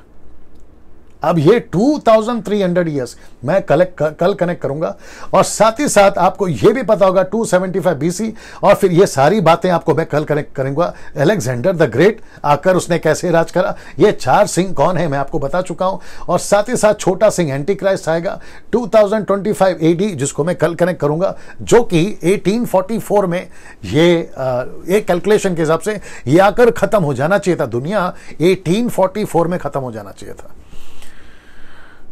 कैसे बताऊं 1844 में अकॉर्डिंग टू डैनियल 2300 का चक्कर, 70 वीक का चक्कर, 1844 में दुनिया खत्म हो जाना चाहिए था। लेकिन दुनिया खत्म नहीं हुई, दुनिया अभी भी चल रही है। मैं वापस कहूंगा, जो मैंने बताया था उसको कोई रोक रहा है, उसको पवित्र आत्मा रोक रहा है इसको पूरा होने में। क्योंकि परमेश्वर, मैं कनेक्ट करूंगा, परमेश्वर एक दिन को 1000 दिन कहता है, मैं वो सब कनेक्ट करूंगा। सो आपको समझना होगा, अपोक्लिप्टिक है, सिंबॉलिक है, जो कि सुसमाचार को ही सब कुछ टिका है सुसमाचार पर। मैं हाथ जोड़ के रिक्वेस्ट करता हूं सभी प्रचारकों को, उन सभी बाइबल टीचरों को, सर आप दानियल की टीचिंग देते हो, आप एंड टाइम की टीचिंग देते हो, आप अंत के दिनों की बात करते हो, चाइना की बात करते हो, आप यहां की बात करते हो, अमेरिका की बात करते हो, और आपकी जितनी भी प्रोफेसीज है ना, झरमाया की बुक से, एजेकिएल की पुस्तक से, आपका यशाया की पुस्तक से आप कनेक्ट करते हो। सर आप कनेक्ट करते वक्त मैंने देखा कुछ वीडियो आप लोगों की, मैं नाम तो नहीं लूंगा कि कौन कौन है, आप लोग शायद जान भी गए होंगे, वो सुसमाचार को हाईलाइट क्यों नहीं करते, जबकि यहां पे सब कुछ सुसमाचार पर ही टिका हुआ है। सब कुछ सुसमाचार पर ही टिका हुआ है, सब कुछ सुसमाचार पर ही टिका हुआ है। ठीक है ना, मेरे पास में वक्त कम है, वचन 10 पे आ जा रहा हूं। वह बढ़ता बढ़ता स्वर्ग की सेना तक पहुंच गया। कौन? छोटा सिंह, बता रहा हूं कौन है, एंटी क्राइस्ट। लिखा है कि उसने तारों गणों में से कुछ तारों को पृथ्वी पर फेंक दिया, उनको रौंद डाला। ये कौन है मैं बताता हूं। तो सबसे पहले ये दो चित्र देख लीजिए, कहां तक पहुंच गया उसकी सिंह। ये देखिए एंटी क्राइस्ट की सिंह कहां से कहां तक पहुंच गई। इसका मतलब क्या मालूम है, ऐसा कोई प्रत्यक्ष रूप में, विजिबल रूप में आपको हॉर्न्स नहीं दिखेगा, सिंह नहीं दिखेगा। बात है अपोक्लिप्टिक की, बात है दृश्य की, बात है दर्शन की। वहां सब ठीक चल रहा है सलू, है ना। और साथ ही साथ उसने जाकर जमीन पे पटक दिया। अब ये लोग कौन है और ये किसके पीछे पड़ा है? वापस आएगा मंदिर। मैंने इसलिए कहा था ना कि चैप्टर 8 मंदिर से कनेक्टेड है। मंदिर मतलब आप और मैं, यीशु मसीह की कलीसिया, आप और मैं। अब देखते हैं, आपको बताता हूं, ये वही दानियल है जो दानियल की पुस्तक में उसने कुछ कहा था। अब पहले मैं आपको यह बता दूं, स्वर्ग की सेना तक पहुंच गया और उसने तारों गणों में से कुछ तारों को पृथ्वी पर फेंक दिया। आपने यह वचन मैंने पढ़वाया था, तो इसी का मैं आपको अभी खुलासा करने जा रहा हूं। ये लोग कौन है? दानियल की पुस्तक 12 अध्याय वचन 3 में लिखा है, the book of Daniel chapter 12 verse 3 में लिखा है, तब सीखने वालों की चमक आकाश मंडल की सी होगी, जो दूसरों को धर्मी बनाते हैं वे सर्वदा की नाई प्रकाशमान रहेंगे। तो इसने किसको नीचे फेंका है?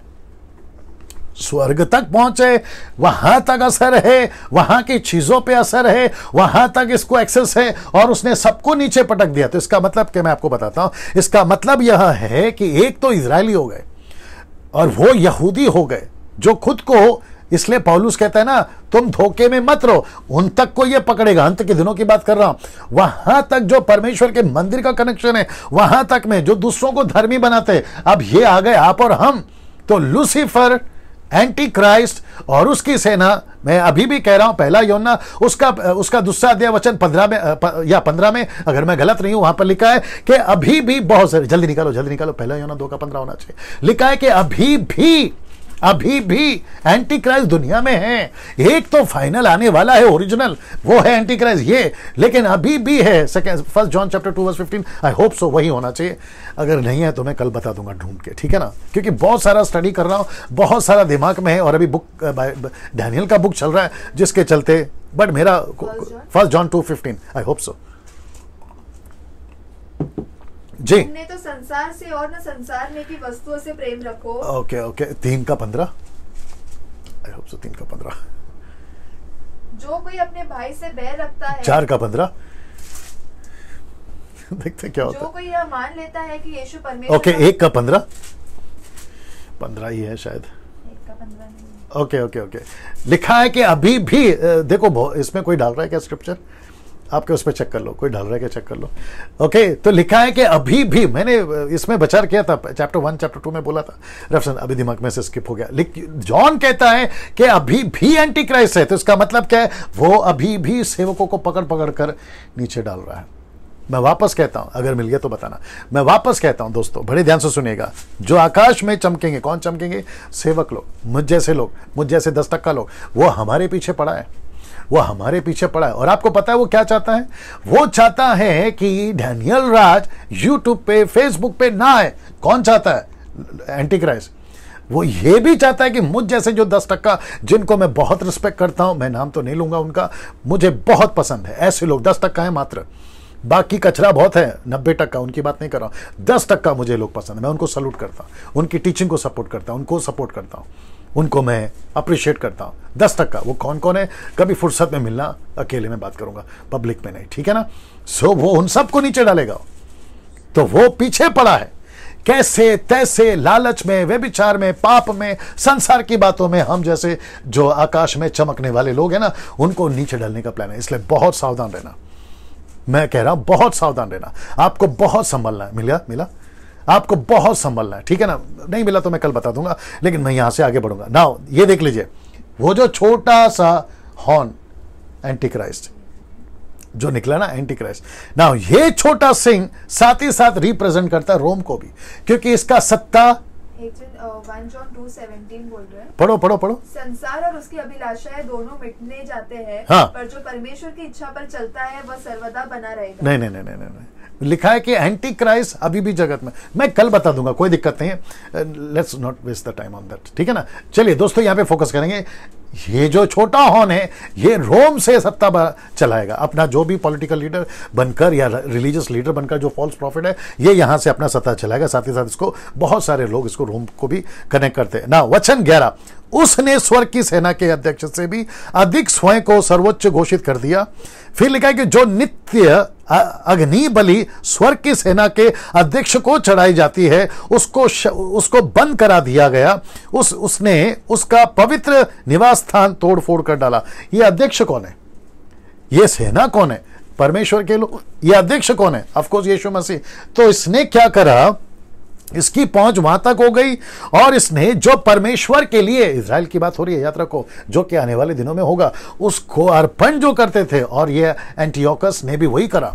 मंदिर में जाकर उसने परमेश्वर के अन्न बलि को जो चढ़ाते थे, जिसको कहते हैं ब्रेड। यीशु मसीह कौन है?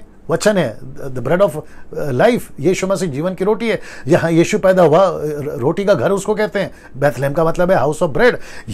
इसको रोक दिया, उसने भी रोका, एंटी क्राइस्ट भी रोकेगा। अब इसमें बहुत सारा प्रचार मैं कर सकता हूं, लेकिन मुझे आपको आज बहुत कुछ बोलना है, इसलिए मैं वक्त का ख्याल रख रहा हूं। तो अध्यक्ष मतलब यीशु मसीह, और सेना, अध्यक्ष की सेना यानी आप और मैं, ये हम तक को रोकेगा, हम तक के विरोध में आएगा, सुसमाचार को रोकने की कोशिश करेगा, और आज भी कर रहा है। जैसे मैं वचन को ढूंढ रहा, कल बता दूंगा। आज भी ऐसे एंटी क्राइस्ट लोग हमको रोकने के लिए लगे हुए हैं। वचन 12 लिखा है कि और अपनी सेना को सौंप दिया। किसको सौंप दिया? अपनी सेना को सौंप दिया। ये सेना कौन है? ये वो सेना है, मैं बता देता हूं, वो सेना है जो मसीह तो हैं, एंटी क्राइस्ट के टाइम पे भी आएंगे, जो मसीह तो हैं, लेकिन ये सपोर्टर किसके होंगे? एंटी क्राइस्ट के होंगे। अब आप लोग समझ जाओ मेरा इशारा किधर है। जिसको मैं कहता हूं पेगन रिलीजन, रोम के। अब उसमें डिनोमिनेशन एक है, मैं द बुक ऑफ रेवलेशन के टाइम पे बता चुका हूं, और मुझे लगता है कि पहला चैप्टर का, उसमें दूसरा चैप्टर में मैं बता चुका हूं ये लोग कौन है। तो ऐसे मूर्ति पूजक क्रिश्चियंस, अब आपको इशारा मिल गया होगा, ऐसे पेगन रोम, होली सिटी, ये उसको सपोर्ट करेंगे। सेना को सौंप दिया। फिर कहते हैं पवित्र स्थान में नित्य अग्नि बलि के बदले अधर्ममय उपासना की जाने लगी। मतलब जो परमेश्वर को पसंद नहीं है, ऐसी आराधना होने लगी। सिंह ने सत्य को धूल में मिला दिया। सीधे सत्य को धूल में मिला दिया। इसलिए मैं वापस कहता हूं कि आखिरी के दिनों में आपको बहुत बचना है कि कौन सी टीचिंग सही है, कौन सी टीचिंग सही नहीं है, कौन है फॉल्स प्रॉफिट। यीशु मसीह ने मत्ती 7:15 में बहुत साफ कहा है कि झूठे भविष्यवक्ताओं से सावधान रहो। False prophet, only Jesus, Jehovah witness, माता यरूशलेम, इल्यूमिनाटीज, और न जाने सर्वशक्तिमान बिजली एक कोने से दूसरे चमकती है। बीच में मुझे किसी ने कॉल करके बोला, डैनियल भाई एक टीचिंग ऐसी चल रही है ऑनलाइन, बहुत संभल के रहना, कहते हैं कि यीशु मसीह फिर से पैदा होगा। वाह, कहां से पढ़ते हो, कहां से लाते हो ये लॉजिक? कहते यीशु मसीह फिर से पैदा होगा। यीशु मसीह, अच्छा, माता यरूशलेम वाले कहते यीशु मसीह के जगह पे एक औरत पैदा होने वाले, एक मां आई है, और कहीं तो कोरिया में कहीं तो वो मां आ चुकी है, तो मां को मानो। यार कहां से लाते हो ये कॉन्सेप्ट, कहां से लाते हो ये टीचिंग, समझ में नहीं आ रहा। बाप रे, आप सोचिए कितना बचना है आपको। लिखा है कि सिंह ने सत्य को धूल में मिला दिया। आज भी चल रहा है बहुत सारे चर्च में। मैंने बताया था ना, एक मुंबई का पास्टर है, नाम नहीं बताऊंगा, बोलता है मैं जब तुम्हारे घर पर पहुंचूं, मेरे पैर जब तुम्हारे घर पर पड़े, मेरे पैर को धो, पानी को बोतल में भर के रखो, और बीच बीच में आशीष के रूप में पीते रहना, तुमको ब्लेसिंग आएगी। कमाल है। और पंजाब में क्या चल रहा है ये तो आप जानते ही हैं। कोई तेल बेच रहा है, कोई पानी बेच रहा है, कोई अपनी फोटो बेच रहा है, कोई अपने, हद होती है यार। आप लोग कर क्या रहे हैं? इसको धूल में क्यों मिला रहे हो? परमेश्वर के सत्य को धूल में क्यों मिला रहे हो? ये है एंटी क्राइस्ट का प्लान, ये है मंदिर को तबाह करने का प्लान। इसलिए मैं आपको बिगिनिंग में वहां पर लेकर गया था, शुरुआत से लेकर मैंने आपको बता दिया अभी तक लूसीफर का एक ही प्लान है। इसलिए पौलुस कहता है मुझे पता है कि मेरे जाने के बाद परमेश्वर का घर, जो जीवित परमेश्वर का कलीसिया है, उसमें ऐसे लोग आएंगे जो सब कुछ बिगाड़ देंगे। पौलुस ने बोला इस बात को। आप सोच के देखिए दोस्तों, कितना सतर्क रहना। इसलिए मैं वापस कहता हूं, लॉकडाउन में ये 3-4 महीने में, बड़े ध्यान से सुनना, कितने लोग देख रहे हैं बताते जाइए, ठीक है ना, कितने लोग, ओके, बड़े ध्यान से सुनिएगा। आपके लॉकडाउन में परमेश्वर आपको मौका दिया है, अपनी डॉक्ट्रिन चेक करिए। पास्टरों में आपसे भी बोल रहा हूं, बाइबल टीचरों में तुमसे भी बोल रहा हूं, आप कहीं के भी हो, विद द रिस्पेक्ट बोल रहा हूं, बात को समझिए, ठीक है ना। आपको भी कह रहा हूं, अपनी डॉक्ट्रिन चेक करिए, क्या प्रचार कर रहे हो, क्या सिखा रहे हो, और साथ ही साथ चर्च के मेंबर, आप कौन से चर्च में जाते हो, Catholic, Methodist, CNI, Marthoma, brethren, Lutheran, Pentecostal, main line, side line, आप जो भी जाते हैं, आप जो भी डिनोमिनेशन में जाते हैं, याद रखो डिनोमिनेशन 50 हो सकते हैं, बाइबल एक ही है, डिनोमिनेशन 50 हो सकते हैं, यीशु एक ही है। मैं यहां पे डिनोमिनेशन के हिसाब से बात नहीं कर रहा, मैं यहां यीशु के हिसाब से बात कर रहा हूं, क्योंकि यीशु की कलीसिया यूनिवर्सल है। बीच में एक मूर्ख टाइप का आदमी कहता है, पास्टर डैनियल राज जो सिखाते हैं, उनके जैसे जो सिखाते हैं वो उन तक रखिए, और जब आप संडे को चर्च में आते हैं तो फिर आप उनको सब कुछ छोड़कर फिर हमारे पास आते हैं, क्योंकि मैं आपका पास्टर हूं और मैं जैसे सिखाता हूं वैसे करो। यार हद हो गई, तुमने क्या दुकान खोल के रखा है? मतलब ये दुकान का माल अलग है, मेरे दुकान का माल अलग है, उसके दुकान का माल मत खरीदो, मेरे दुकान का माल खरीदो, ये ऐसा चल रहा है क्या? वचन यीशु का है ना, एक ही है ना यीशु, सर्वव्यापी कलीसिया, यूनिवर्सल कलीसिया है, तो ये टुकड़े क्यों? मैं क्या सिखा रहा हूं और कहां से सिखा रहा हूं? आपकी बाइबल से ही सिखा रहा हूं, मेरी बाइबल से आप सिखा रहे हैं। फर्क क्या है? डॉक्ट्रिनल इशू है, मैं मानता हूं। डॉक्ट्रिनल इशू का मतलब है डॉक्ट्रिन, साउंड डॉक्ट्रिन का मतलब है पिता, पुत्र, पवित्र आत्मा। आप मानते हो, मैं भी मानता हूं, यहां तक ठीक है। आप ये मानते हो कि यीशु मसीह सारे दुनिया के लिए मरा, क्रूस पे गाड़ा गया, मारा गया, गाड़ा गया, और तीसरे दिन जी उठा और फिर बादलों पर उठा लिया गया, वापस आने वाला है। ये है साउंड डॉक्ट्रिन, मैं भी मानता हूं, तुम भी मानते हो। तो गड़बड़ क्या है?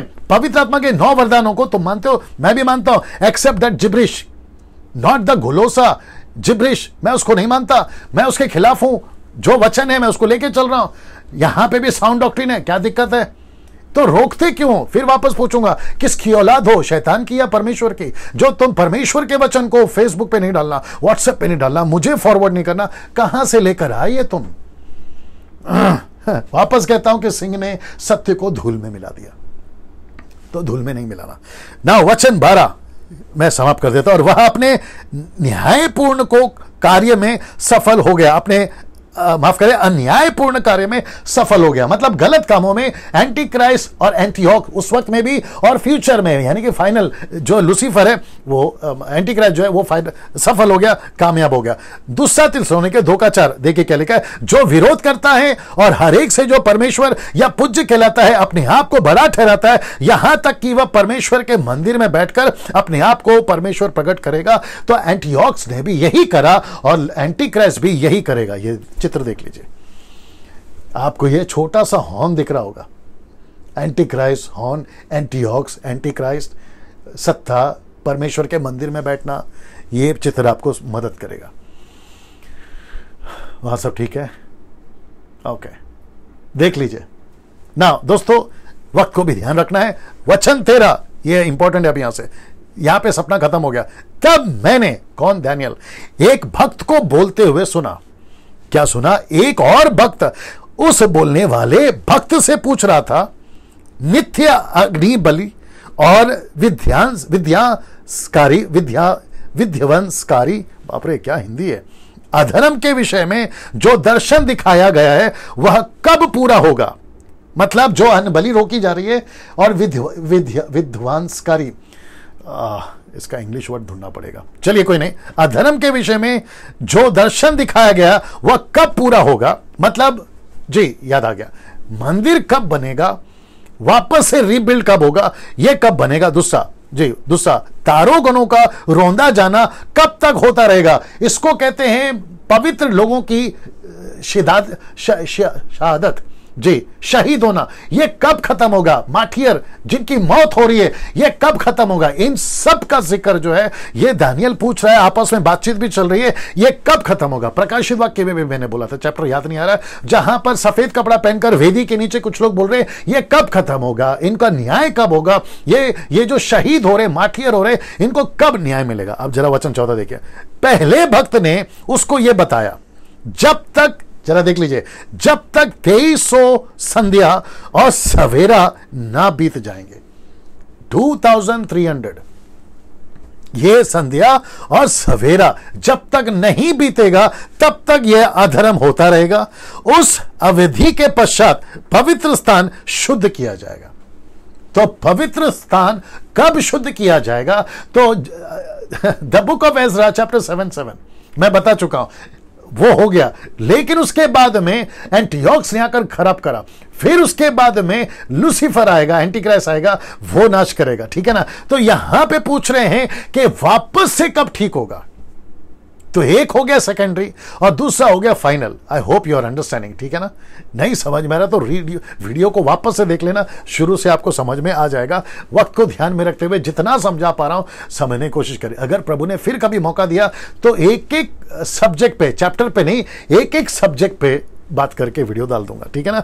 तो वापस आते हैं कि पहले भक्त ने उसको यह बताया, जब तक 2300 संध्या और सवेरा ना बीत जाए, 2300 जब तक ना बीत जाए, मैं कनेक्ट करूंगा ये क्या चीज है, तब तक ये, और कल तो बहुत ज्यादा इंपॉर्टेंट है, कल तो आना आप लोग, जब तक यह अधर्म होता रहेगा, इस अवधि के पश्चात पवित्र स्थान शुद्ध किया जाएगा। इसका मतलब है कि यीशु मसीह फिर आएंगे, जो कि मिलेनियम है, यीशु मसीह का शुद्धिकरण का है, ये उसको कनेक्ट करेगा। वचन 15, जब मैं दानियल, जब मैं मतलब मैं नहीं, बाइबल वाला दानियल, यह दर्शन देख चुका, तब मैंने इसके अर्थ को समझने का प्रयत्न किया। मैंने देखा कि सहसा मेरे सम्मुख कोई आकर खड़ा हो गया, वह मनुष्य जैसा दिखाई दे रहा था, वो मनुष्य जैसा दिखाई दे रहा था। ये कौन है मैं आपको बताऊंगा, मैं बताऊंगा अभी आपको ये कौन है। साथ ही साथ आपको यह भी बता दूं कि जब मैं प्रचार कर रहा था उत्पत्ति के 6वें अध्याय में, sons of God and daughters of men, मैं जब प्रचार कर रहा था, मैंने कहा था कि स्वर्गदूत जो है वो मनुष्यों का रूप ले सकते हैं। अब आप जानना चाहोगे ये कौन है। वचन कह रहा है, मैंने किसी मनुष्य की वाणी सुनी, वह उले नदी के दोनों तटों के मध्य में से निकली थी, नदी के तट में से निकली थी। उस वाणी ने ऊंचे स्वर से कहा, क्या लिखा है, ओ गैब्रियल, इस मनुष्य को दर्शन का अर्थ समझा दे। कौन है ये? गैब्रियल, ये है गैब्रियल, जिसको मनुष्य जैसा देखा, ये है गैब्रियल। नाउ लिखा है ओ गैब्रियल, लास्ट में आता है एल, एल का मतलब है एलोहिम। तो स्वर्गदूत का नाम परमेश्वर से जुड़ा है, यह भी आपको बता देता ना। वचन 17, अंत गैब्रियल मेरे समीप आया, जहां मैं खड़ा था। जब वह मेरे समीप आया तब मैं डर गया। और ऑब्वियस है, जॉन यूहन्ना भी डर गया था। जब उसने स्वर्गदूत को देखा तो वो भी डर गया था, ये भी स्वाभाविक है, ये भी डर गया था। भूमि पर मुंह के बल गिर पड़ा, वो भी गिर पड़ा था, प्रणाम करने लगा। स्वर्गदूत ने उसको रोका। उसने मुझसे कहा, ओ मानव, जो दर्शन तूने देखा है उसका अर्थ समझ। यह दर्शन युगांत के विषय में है। युगांत के विषय में मतलब अंत के विषय में है। ओ मानव मतलब दानियल को बोल रहा है, ओ मानव सुन इस बात को ना। वचन 18, वह मुझसे बोल ही रहा था कि मैं अचेत हो गया। अचेत का मतलब है मैं बेहोश हो गया, या मेरा दिमाग खत्म हो गया, या मैं ना नीचे गिर गया। और आपको पता है ना ये कितनी उम्र का है, दानियल 90 साल का हो गया, ये बुजुर्ग एजेड हो गया था, ये उम्र हो गया थी इसकी। साथ ही साथ भूमि पर औंधे मुंह गिर पड़ा, पर उसने मुझे स्पर्श किया, मुझको पैरों पर खड़ा करा दिया। दानियल नीचे गिर गया, कमजोर हो गया। एक तो भयंकर सपना देखा है। अच्छा, साथ ही साथ आपको यह भी बता दूं कि दानियल को परमेश्वर से जितना प्यार है ना, परमेश्वर के से भी प्यार था और परमेश्वर के मंदिर से भी प्यार था, ये था दानियल। और यही तो यीशु ने कहा ना प्रकाशित वाक्य 2:4 में, तुम मुझसे प्यार करते हो, तेरा प्यार पहला ठंडा हो गया, मन फिरा, लौट करा, पहले के समान काम कर। तो परमेश्वर का प्यार मंदिर, परमेश्वर का प्यार मंदिर, मंदिर का मतलब क्या है, मिशन, मिशन का मतलब क्या है, सुसमाचार। तो जो प्यार करेगा वो सुसमाचार सुनाएगा, जो सुसमाचार सुना रहा वो प्यार करेगा, सीधे। सो ये था डैनियल, औधे मुंह गिर पड़ा, उसने मुझसे स्पर्श किया, मुझको पैरों पर खड़ा कर दिया। अभी वचन 19, उसने कहा, सुन, इस कोप युग के अंतिम दिनों में जो घटनाएं घटेगी उनको मैं तुझ पर प्रकट कर रहा हूं, ये ठहराए हुए युगांत के संबंध में है। तो जो क्रोध, परमेश्वर का क्रोध, गुस्सा जो प्रकट होगा, ये उसके बारे में बता रहा है। कोप युग मतलब अंत का दिन, भयंकर दिन, जिसको दानियल भी माफ करें, यूहन्ना भी कहता है कि पृथ्वी के लोगों पर हाय हाय, भयंकर दिन आने वाले। मैं वापस कहता हूं यार, मुझे बोलने दीजिए। विश्वासियों, आपको तो संभलना है, आपको तो संभलना है, लेकिन कोशिश करो कि जो बाकी अन्य जाति लोग हैं ना, उनको भी ये सुसमाचार मिले। मकसद एक ही है कि उनको बचाएं, जैसे तैसे जितनों को बचा सकते हैं उनको हमको बचाना है। वहां से सब ठीक चल रहा है? चलो ना, लिखा है कि जो मेढ़े के 2 सिंह तूने देखे, वे मादी और फरासी है, साम्राज्य के 2 राज। मैं आपको ये बता चुका हूं, ये आपको मैं पहले ही बता चुका हूं। फिर कहता है, और यूनान देश का राजा बकरा, ही गोट, यानी कि बादशाह सिकंदर, मैं आपको वो बता चुका हूं। इस बकरे के दोनों आंखों के मध्य स्थित सिंह का अर्थ है यूनान का पहला राजा। इसका मतलब है, आपको पता होना चाहिए कि ग्रीस, जहां पर एंटीक्राइस्ट का भी कब्जा है, वहां से निकला है पहला राजा। ना इसको देख लीजिए, जो 4 सिंह इस सिंह के टूटने के पश्चात उसके स्थान पर निकले, उसका यह अर्थ है यूनान राष्ट्र में से 4 राज्यों का उद्गम होगा, पर वे उसके समान शक्तिशाली नहीं होंगे। किसके समान? एंटीक्राइस्ट के समान, माफ करें, सिकंदर के समान। वो पावरफुल नहीं होंगे, सिकंदर पावरफुल था, और जिसके चलते उनका जो है राज्य खत्म होता चला गया। इसी के चलते वो छोटा सिंह बाहर निकला। ना वचन 23, इन 4 राज्य के अंतिम दिनों में जब उनके पाप का घड़ा भर जाएगा, एक राजा उदित होगा, उसका चेहरा कठोर और स्वभाव कुटिल होगा। अब इसको देखो, वह 2 मुंही बात करेगा। इसको कहते हैं हिपोक्रेट्स, 2 मुंही बात करेगा। इसका मतलब है, बात हो रही है एंटियोक की, जो कि प्राइमरी, माफ करें, सेकेंडरी था, और अब इसकी बात कर रहा हूं एंटीक्राइस्ट की, जो कि फाइनल है, मतलब अंत के दिनों में। तो 2 कॉन्सेप्ट है, मैं बता चुका हूं आपको। सो ये ऐसा होगा, लूसीफर, शैतान, संसार, एंटीक्राइस्ट, ये सब 2 ढोंगी लोग हैं, मतलब 2 मुंह वाले ढोंगी लोग हैं, हिपोक्रेट्स हैं। इनकी बातों पर विश्वास नहीं कर सकते, और यीशु मसीह ने भी डांटा है शास्त्री फरीसियों को, आपको याद होगा। वचन 24, वह शक्तिशाली होगा। देखो कौन? एंटीक्राइस्ट। वो शक्तिशाली होगा, हर जगह विनाश का भयंकर डेरा लगा देगा, जो भी कार्य वह हाथ में लेगा उसमें वह सफल होगा।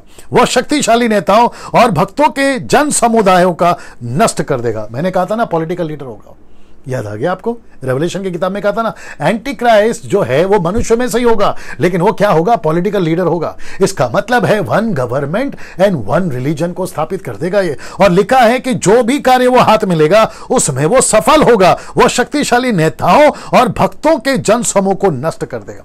मतलब रिलीजियस लीडर को भी और पॉलिटिकल लीडर को भी ये हेड होगा, नष्ट कर देगा, मतलब उनको मार नहीं देगा, उनको अपने कब्जे में ले लेगा और ये राज करेगा। See the connection. अच्छा, और एक चीज बताता हूं, अभी मैं समाप्ति पर भी हूं, और एक चीज बताता हूं। मुझे किसी ने कहा कि सबसे पहले दानियल की पुस्तक की स्टडी करने के बाद ही रेवलेशन की किताब समझ में आएगी। मैं नहीं मानता, मैं नहीं मानता, क्योंकि जब मैं रेवलेशन स्टडी आपको दे चुका हूं, मैं खुद ले चुका हूं, तब जाकर मैं दानियल की पुस्तक को कनेक्ट कर पा रहा हूं। यह बात आप लोग 3 दिन 4 दिन से जब से मैं दे रहा हूं, आप लोग भी देख रहे होंगे, 8 दिन से, माफ करें। कोई दिक्कत नहीं है, दानियल को पहला सिखाओ या रेवलेशन को पहला सिखाओ, रेवलेशन को पहला सिखाओ या दानियल को पहला सिखाओ, बात एक ही है। तो ये कॉन्सेप्ट में नहीं आना ना। इसको देख लीजिए, वचन 25, वह अपनी धूर्तता में अपने हर एक कपटपूर्ण कार्य में सफल होगा। अपनी सफलता से वह मन ही मन फूल कर कुप्पा हो जाएगा। अब ये कुप्पा का क्या मतलब है, नहीं मालूम, कहां से लाए बाबा ये ट्रांसलेशन तुम लोग। ओके, हमारी जो टीम है वो काम करिए कई ट्रांसलेशंस में से, जो गूगल्स में से हमें मिलता है, जो ट्रांसलेशंस है उसको कॉपी पेस्ट कल से नहीं होगा, ऐसा मैं मानता हूं। वह बिना चेतावनी दिए ही अनेक लोगों का वध कर देगा, यहां तक कि वह शासकों के शासक, मैं इसको इंग्लिश में बताऊंगा, शासकों के शासक, ये कौन है मैं बताऊंगा, का विरोध करेगा, किंतु वह अंत में बिना किसी व्यक्ति के हाथ लगाए ही टूट जाएगा। मैं आपको यह भी बताऊंगा। आइए पहला इंग्लिश में देख लेते हैं, डैनियल चैप्टर 8 वर्स 25। कौन है ये? इंग्लिश में लिखा है, and through his policy also he shall cause craft to process prosper in his hand, and he shall magnify himself in his heart, and by peace shall destroy many. He shall also stand up against the prince of princes. Princes, मतलब राजाओं का राजा। ये कौन है राजाओं का राजा? But he shall be broken without hand. ये राजाओं का राजा हमारा यीशु है। ये यीशु के भी विरोध में आएगा, देख लीजिए ना, ये यीशु के भी विरोध में आएगा। लेकिन आपको पता है ना, 20वें अध्याय, प्रकाशित वाक्य के 20वें अध्याय में यीशु मसीह ने इसको आग में डाल दिया, जिसको कहते हैं दूसरी मौत, आग की झील में डाल दिया गया। इसलिए तो लिखा है ना कि बिना हाथ लगाए ये टूट जाएगा, मतलब इसको अनंत काल के लिए नरक में डाल दिया जाएगा। ये उसको कनेक्ट करता है ना। दोस्तों अब इसको देख लीजिए, वचन 26, जो तूने संध्या और सवेरे का दर्शन देखा है, 2300 वाला की बात कर रहा हूं, जो तुझे बताया गया है वो सच है, ऐसी घटना घटेगी ना। बड़े ध्यान से सुनिएगा। क्या बाइबल कहती है कि सिकंदर आया था? आया था। क्या बाइबल कहती है बेबीलोन आया था? आया था। क्या बाइबल कहती है कि मीडो पर्शियन आए थे? आए थे। क्या बाइबल कहती है कि एंटीक्राइस्ट रोम आया था, एंटीओक्स आया था? आया था। बाइबल यह भी कहती है कि ऐसा दिन आएगा, ऐसा युग आएगा, वो टाइम सब पूरा होगा। अब मुझे बताइए, जितने क्राइस्ट फॉलोवर है, कितने लोग देख रहे हैं, जितने भी क्राइस्ट फॉलोवर है, आप सभी को कहना चाहूंगा, आप लोग जो अभी सुन रहे हैं, 1500 लोग आप सुन रहे हैं, आप बताइए क्या बाइबल गलत है? क्या बाइबल गलत है? क्या बाइबल करप्ट हो गई? अब आप बताइए। सो कहां से लेकर आए ये लोग? अभी क्या है ना, इनके पेड़ का फल खट्टा है, इसलिए सबके पेड़ के फल को खट्टा बोल रहे हैं। ये चक्कर है इनका, आऊंगा उसके ऊपर फिर कभी ना। लिखा है कि संध्या और सवेरे का दर्शन देखा है, जो तुझे बताया गया वह सत्य है, किंतु तू उसे मोहर बंद कर सुरक्षित रखना, मतलब उसको बंद कर देना। फिर कहता है किसी को मत बताना, क्योंकि वह आज से अनेक दिनों बाद घटित होगा। तो इसका मतलब है दानियेल को कहा नहीं बताना, इसको रख देना। कौन सा बात हो रही है? संध्या और सवेरा। कितने संध्या? 223। कितने सवेरे? 223 ना। दोस्तों बाइबल में अगर दिन कहा गया है तो उसको कैसे कहा गया है? The book of Ezekiel chapter 4:6, मैंने उसके लिए भी और तेरे लिए भी 1 वर्ष की संति, 1 दिन अर्थात 40 दिन ठहरा। आपको पता होना चाहिए कि 1 वर्ष की संति का मतलब है, वर्ष का मतलब है 1 दिन, और 1 दिन का वर्ष का मतलब है वर्ष, 40 वर्ष। मैं दूसरा आपको बताता हूं, गिनती की पुस्तक आपको याद होगा, 12 जासूस भेजे थे मूसा ने। ये जब लौट कर आए तो वहां पर 2 ग्रुप बन गया, एक 2 का और एक 10 का। वो आपस में झगड़ा करने लगे और कहने लगे कि हम इजिप्ट में होते वही भला है, अभी हमको कनान में जहां दानव रहते हैं, दानों का मैंने जिक्र करा था, उनके बीच में हमको भेज रहे हो। तब यह बात आई कि जितने दिन तुम उस देश का भेद लेते रहे, अर्थात 40 दिन, उनकी गिनती के अनुसार 40 दिन तुमने बिताया। अब दिन पीछे उस वर्ष के, मतलब 1 दिन को 1 साल में बदल दिया। कहता है दिन पीछे वर्ष, अर्थात 40 वर्ष तक तुम अपने अधर्म का दंड भोगोगे। 40 दिन को कितने में बदल दिया? 40 साल। तो वैसे ही जब मैं कल कनेक्ट करूंगा तो 2300 डेज को मुझे कनेक्ट करना होगा 2300 ईयर्स में। सो जहां दिन थे 200, 2300, अब वो बदल जाएगा 2300 वर्ष में। सो दिन कहां और वर्ष कहां, और मैं उसको कल बारीकी से कनेक्ट करूंगा। मैं सबको रिक्वेस्ट करता हूं कि प्लीज कल का मिस नहीं करना। खैर आप लोग तो नहीं करते। फिर वचन 27 देखो एंड कैसे हो रहा है। मैं दानियेल ये दर्शन पाकर इतना कमजोर हो गया कि कुछ दिनों तक बीमार पड़ा रहा।